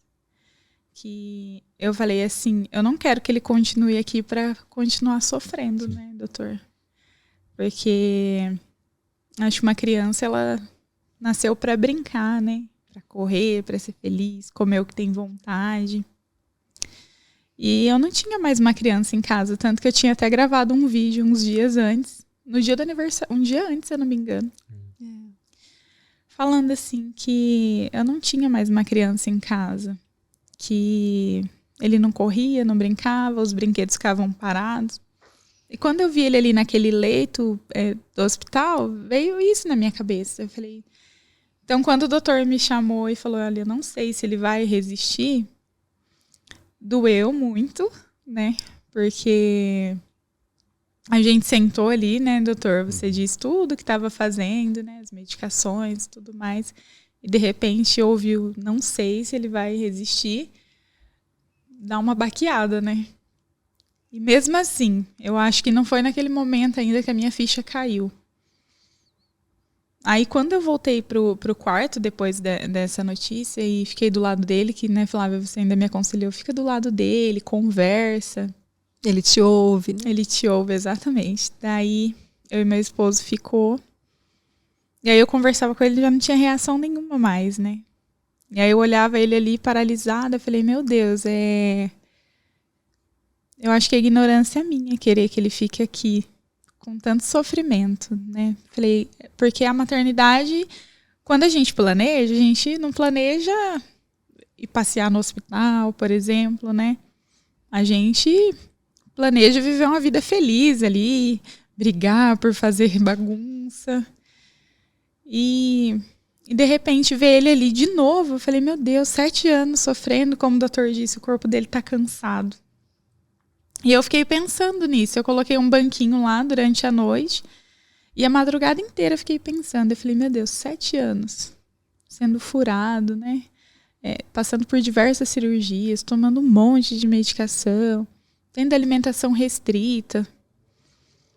Então, isso pesou na minha consciência. Eu falei, meu Deus, eu tô sendo ignorante de querer ele aqui comigo dessa forma. Que graça que tem, né? Ter ele aqui, não ouvir ele falar, não ver ele andar.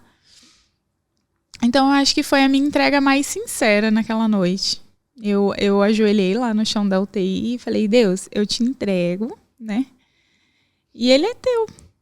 Então, Aí chega a arrepiar. Sim. Ele é teu, ele não é meu. Você me emprestou. Eu falo que Deus me emprestou Miguel para um curso intensivo de como amar alguém mais do que a mim mesma. Uhum. Porque... eu literalmente parei tudo para viver para ele. Então eu falei assim, nesses 7 anos, eu lutei até aqui e vou continuar lutando até onde ele for. Uhum. Mas eu não posso chegar nessa ignorância de pedir para você deixar ele mais uma vez. Eu já pedi tantas vezes, né? E entreguei. Daí eu falei para ele, filho, se você estiver aqui pela mamãe e você quiser descansar, descansa. Eu falei assim, porque até então eu falava assim pra ele, filho, não vai embora, fica aqui, né? O que a mamãe vai fazer sem você? Eu falei assim, eu vou ficar em casa sozinha, não vou ter mais você, minha vida não vai ter sentido. Se você for embora, eu vou também. E aí eu vi que eu tava sendo injusta em falar isso pra ele. Eu falei, meu Deus, e ele vai querer continuar aqui sofrendo, né? Por mim. E aí eu falei assim, a mamãe promete que vai seguir a vida dela, que vai ajudar outras pessoas, mas a mamãe quer você bem. Eu falei, então se você estiver cansado, vai e descansa. Eu juro pra você que eu vou tentar ser feliz, né? Eu falei, não vai ser a mesma coisa, porque vai faltar uma grande parte de mim. Mas eu vou tentar seguir em frente. E aí eu cantei uma música pra ele, né? De aquela música Raridade que eu cantava desde o início lá da UTI pra ele. E falei assim, vai ser criança. Porque até agora você não foi, né? Você veio pra lutar e luta muito, então vai ser feliz, vai ser criança, vai brincar com seus amiguinhos que hoje também já não estão mais aqui, porque viver nessa vida de hospital 1 ano e 4 meses, eu tive muitas perdas, né, ali do meu lado. Ah, sim. De gente que a gente se apega muito. Sim. Eu falei, então vai ser feliz, vai sentar no colo do Papai do Céu, vai para um lugar onde não tenha dor. E aí eu entreguei. E aquele dia foi muito sincero e foi de coração. Aí eu falei assim, mas se você quiser continuar lutando, eu vou estar aqui, né? Lutando por você até onde você conseguir persistir. Mas se você for voltar, porque eu via, doutor, que ele já não estava mais ali no nosso mundo, sabe? Sim. Ele estava... Porque de outras vezes que ele foi para UTI, às vezes a gente pegava na mão, ele apertava a mão. Essas coisas. Então, esses sinais, ele não tinha nada mais, nada. Então, eu olhava para ele, falei assim, mas se você quiser voltar, pede pro Papai do Céu te devolver curado, porque se for para você continuar sofrendo, eu não quero mais. E entreguei. E aí, a partir desse dia, todos os dias a gente cantava para ele, só que a gente ficava lá naquele aparelho. Meu Deus do céu, o tempo inteiro. Parecia que o medo tinha voltado. Eu falei, meu Deus, se aquilo ali ia apitar, eu não sei o que eu vou fazer da minha vida. Uhum. Apesar de ter entregado, né? Tinha o medo, a insegurança dele ir. E aí, teve um dia que a saturação caiu muito, né, doutor, durante um banho. E, meu Deus, eu saí correndo, desesperada pelo hospital. Eu falei, não. E falei, meu Deus, não, ele tá indo embora. E aí as meninas foram lá, me acalmou, não. Ele já voltou. Foi um alarme falso. Falei, meu Deus, Miguel. E aí ele começou a reagir, né? Começou a reagir. Aí começou a brigar com o tubo, né? Como a gente fala. E começou a apertar minha mão. Daí eu falei, eu vou começar a filmar, senão os médicos vão achar que eu tô doida, né? Uhum. Comecei a filmar, eu conversava. Você tá ouvindo a mamãe? Aperta a minha mão, pisca. Daí ele piscava. Eu falei, meu Deus, ele quer ficar. Eu falei, vou lutar, vou continuar. E aí foi quando ele estubou, tudo bem, e deu esse pico de melhora e de repente paralisou tudo de novo. A gente estava para ter alta já, né, doutor? E aí aconteceu que parou tudo de novo. Então aí vem o questionamento. Meu Deus, né? Por quê? Eu queria ele de volta se ele tivesse curado. Se fosse para me devolver ele assim, eu não queria mais, porque eu vou levar ele pior do que ele estava. Aí o doutor falou, não, vamos deshospitalizar. Eu falei, não, super concordo, né? Tudo mais. Fui me preparar, né, doutor? Comprar banheira. Começar tudo do zero de novo. E aí levamos ele para casa, né? Não da forma que a gente gostaria, mas levamos. E aí na primeira noite eu já comecei a estimular ele para tentar voltar a mamar pela boquinha. Eu falei, meu Deus... Falava, vai, filho, você consegue. Era muito difícil, Flávia, ver aquele olhinho assim. Você não sabia se estava com fome, se não estava. O que ele queria me falar. Se estava com dor, se não estava. E, de repente, era um silêncio lá em casa, né? Meu esposo ia trabalhar, ficava aquele... Parecia que não tinha mais ninguém ali. E aí, ele começou a dar uma... Começou a reagir, né? Começou a reagir.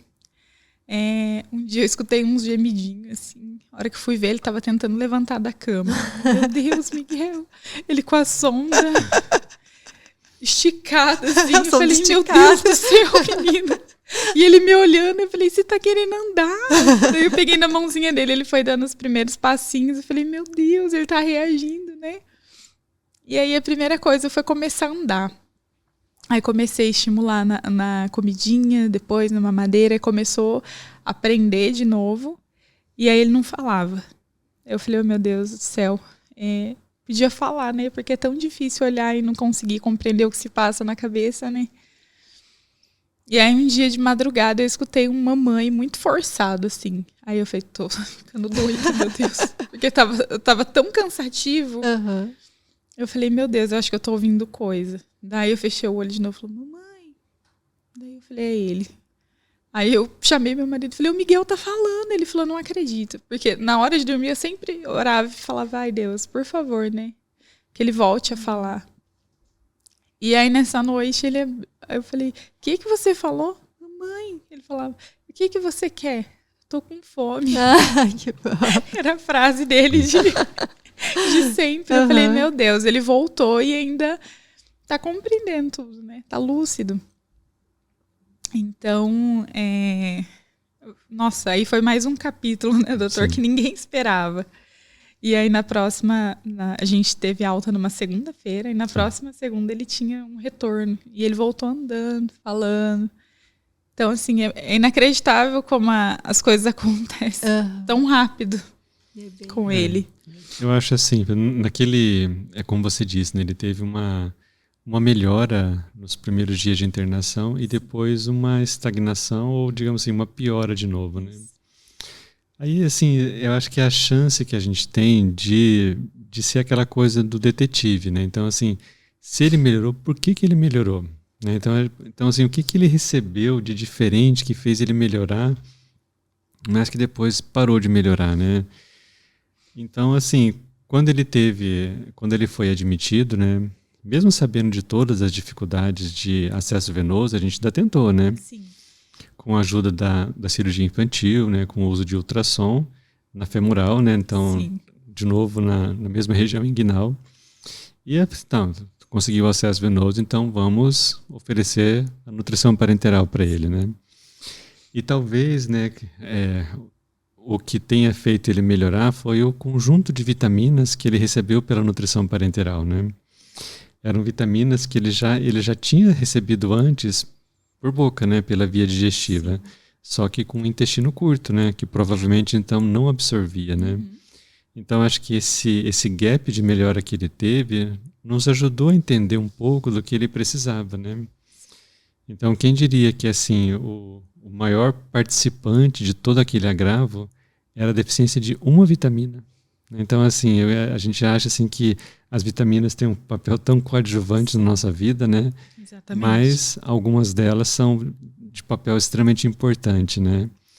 E aí então que acho que foi a chance que a gente teve de reconhecer, né, e se questionar. Então eu falei assim, será que é isso? Então vamos investir aqui. Então vamos fazer aqui, repor, né, e ver se vai dar certo, né? E aos poucos ele foi melhorando, né? Como você mesmo diz, né? Cada dia parecia que ele estava um pouco melhor, né? Ainda teve um período de muita agitação, que não dormia, né? Que período.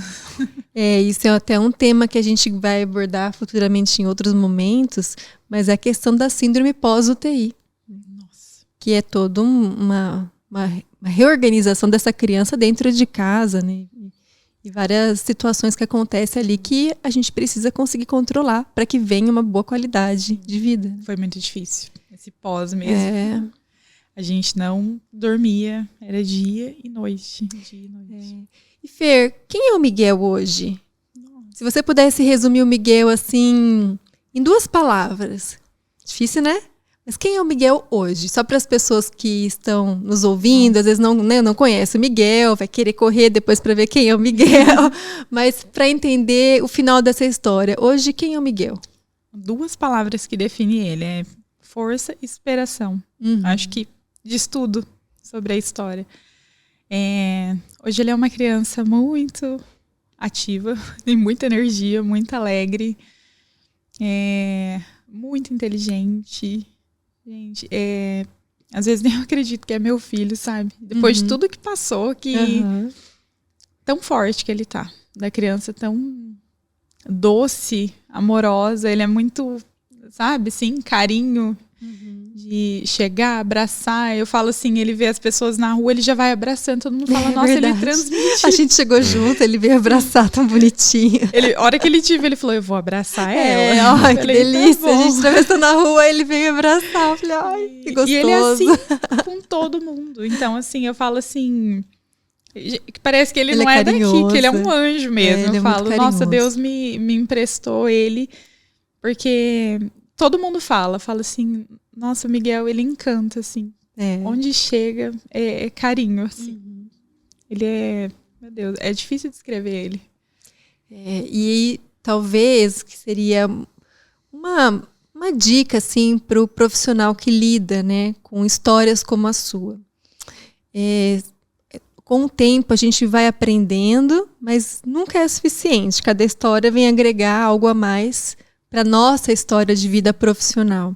Que dica que você dá para nós, enquanto profissionais, que tem que enxergar além da criança grave, mas a família, a mãe, né, o pai que estão ali ao lado? O que a gente tem que melhorar?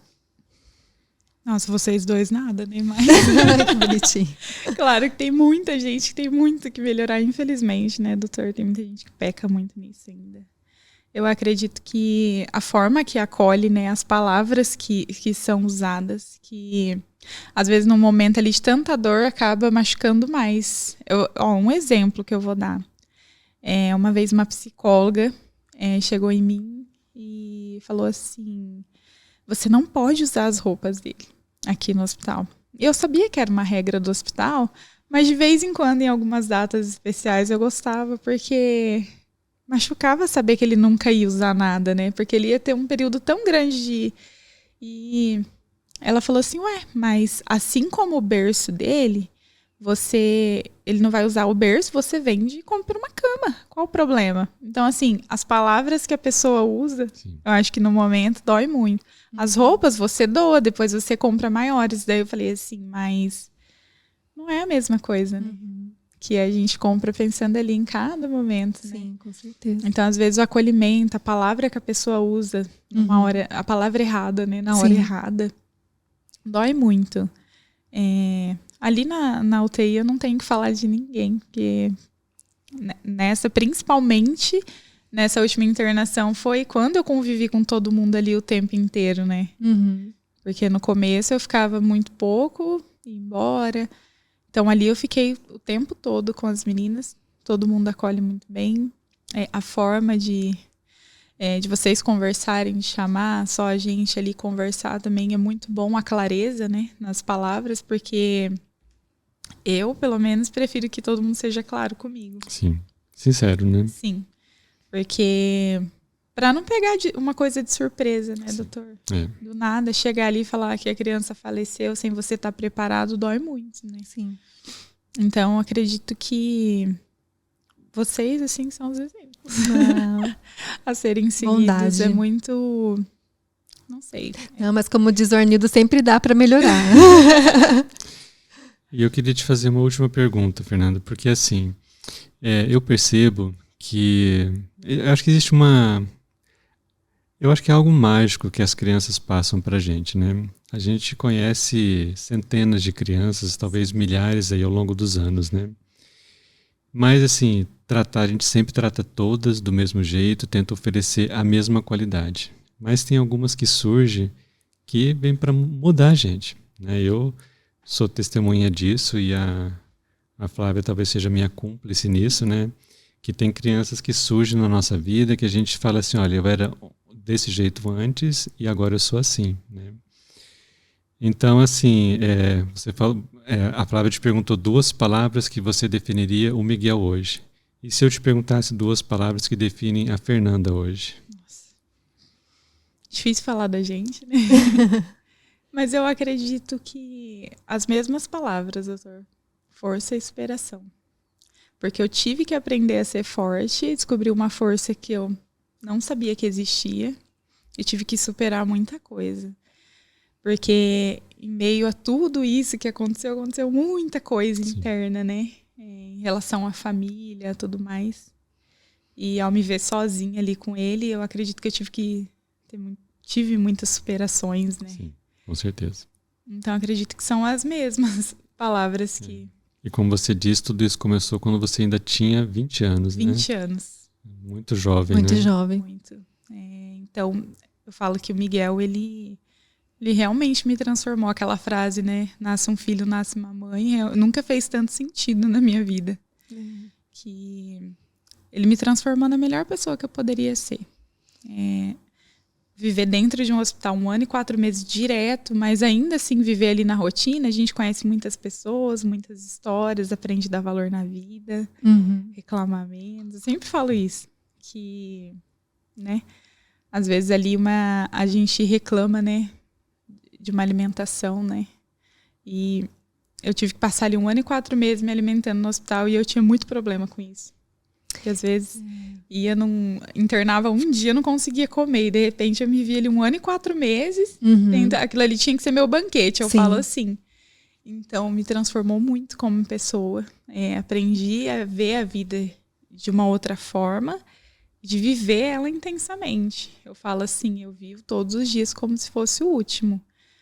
Porque eu nunca sei quando vai ser. Vale para todo mundo, lógico, mas depois do que o Miguel passou nesses vários capítulos, tão rápido de estar bem e de repente, sabe, correr o risco de não estar mais aqui entre a gente, eu aprendi a viver dessa forma, sabe? Não deixe para amanhã, né, o que você pode fazer hoje. Fer, eu acho que a nossa palavra para você é gratidão, né, por compartilhar, ter essa caridade de ter esse momento, de trazer a sua experiência para acrescentar na formação dos profissionais que estão ouvindo, compreender o outro lado e também dar o exemplo e força para outras famílias que estão passando, às vezes, com alguma situação semelhante, né? E, claro, daria para a gente ficar muito tempo ainda conversando, mas eu queria saber, né, onde as pessoas podem te encontrar. Então, você tem suas redes sociais, que inclusive ela compartilha a história dele lá há muito tempo já, né? Então, onde que eles te encontram, Fer? Quais são as suas redes sociais? Bom, no Instagram, né? @NandaCarolina. E o TikTok também, que a gente viralizou com a história dele lá nessa última internação, que movimentou muita gente. Que eu falo que foi um milagre muito extraordinário. Então, é @NandaCarolina. Certo. Todo mundo vai ver a nossa história lá. E aí a gente vai colocar na descrição do YouTube, né? E muito obrigada. Eu que agradeço. Por essa história linda e por a gente poder testemunhar isso de perto. Sim, eu agradeço muito, muito, muito vocês dois. E para finalizar, né, eu falo assim que o ano passado foi um ano muito difícil, porém é muito gratificante, né, doutor? A gente pôde voltar para casa, como eu digo, com vocês, que eu sei que cuida por amor, que fazem por amor. E eu falo que se os médicos e enfermeiros tivessem 1% do que vocês têm no coração, de verdade, o mundo seria muito melhor, os hospitais seriam muito melhor, porque eu acho que eu nunca conheci pessoas assim, como vocês, assim, que são tão preocupados. O doutor está sempre apto a tirar dúvidas, você também, Flávia. Então eu falo assim que é uma conexão, né, que eu acho que bateu desde o primeiro momento. E eu falo que vocês vão levar para minha vida. É recíproco. Mas sabe, tem crianças que fazem um bem muito grande pra gente, sabe? A gente tem que estar com a cabeça aberta, né, com a alma aberta para poder entender isso, né? Então as crianças fazem muito bem pra gente, né? Sim. Aquelas que ficam por aqui fazem bem e até aquelas que não estão mais por aqui fazem bem também, né? Então eu acho que a gente tem que ser grato, né? Então acho que a maneira que eu vejo de ser grato a essas crianças é agora cuidar, né? Então assim, a gente não vai mais agora se distanciar dele, né? Sim. Então mesmo que ele fique bem, e eu acredito que ele vai ficar bem, agora a gente já não mais perde contato dele, né? Então cuidar dele é a maneira de agradecer pelo tanto de coisas boas que ele trouxe para cada um de nós, né? Sim. Não só ele, você também, né? Então assim, você é um exemplo de pessoa assim, cuidadora, paciente e resiliente, né? Teve até a paciência de aguentar a gente por tantas vezes, né? Então a gente só tem a agradecer também a você, a sua família e ao Miguel. Eu que agradeço, doutor, que para mim eu falo que cada encontro é uma aula para mim, que eu aprendo muito com vocês, tanto em questões, né, hospitalares quanto da vida mesmo, que vocês são exemplos, assim, modelos que eu quero seguir. Obrigado. É isso, gente. Muito obrigada. Obrigada. Obrigada.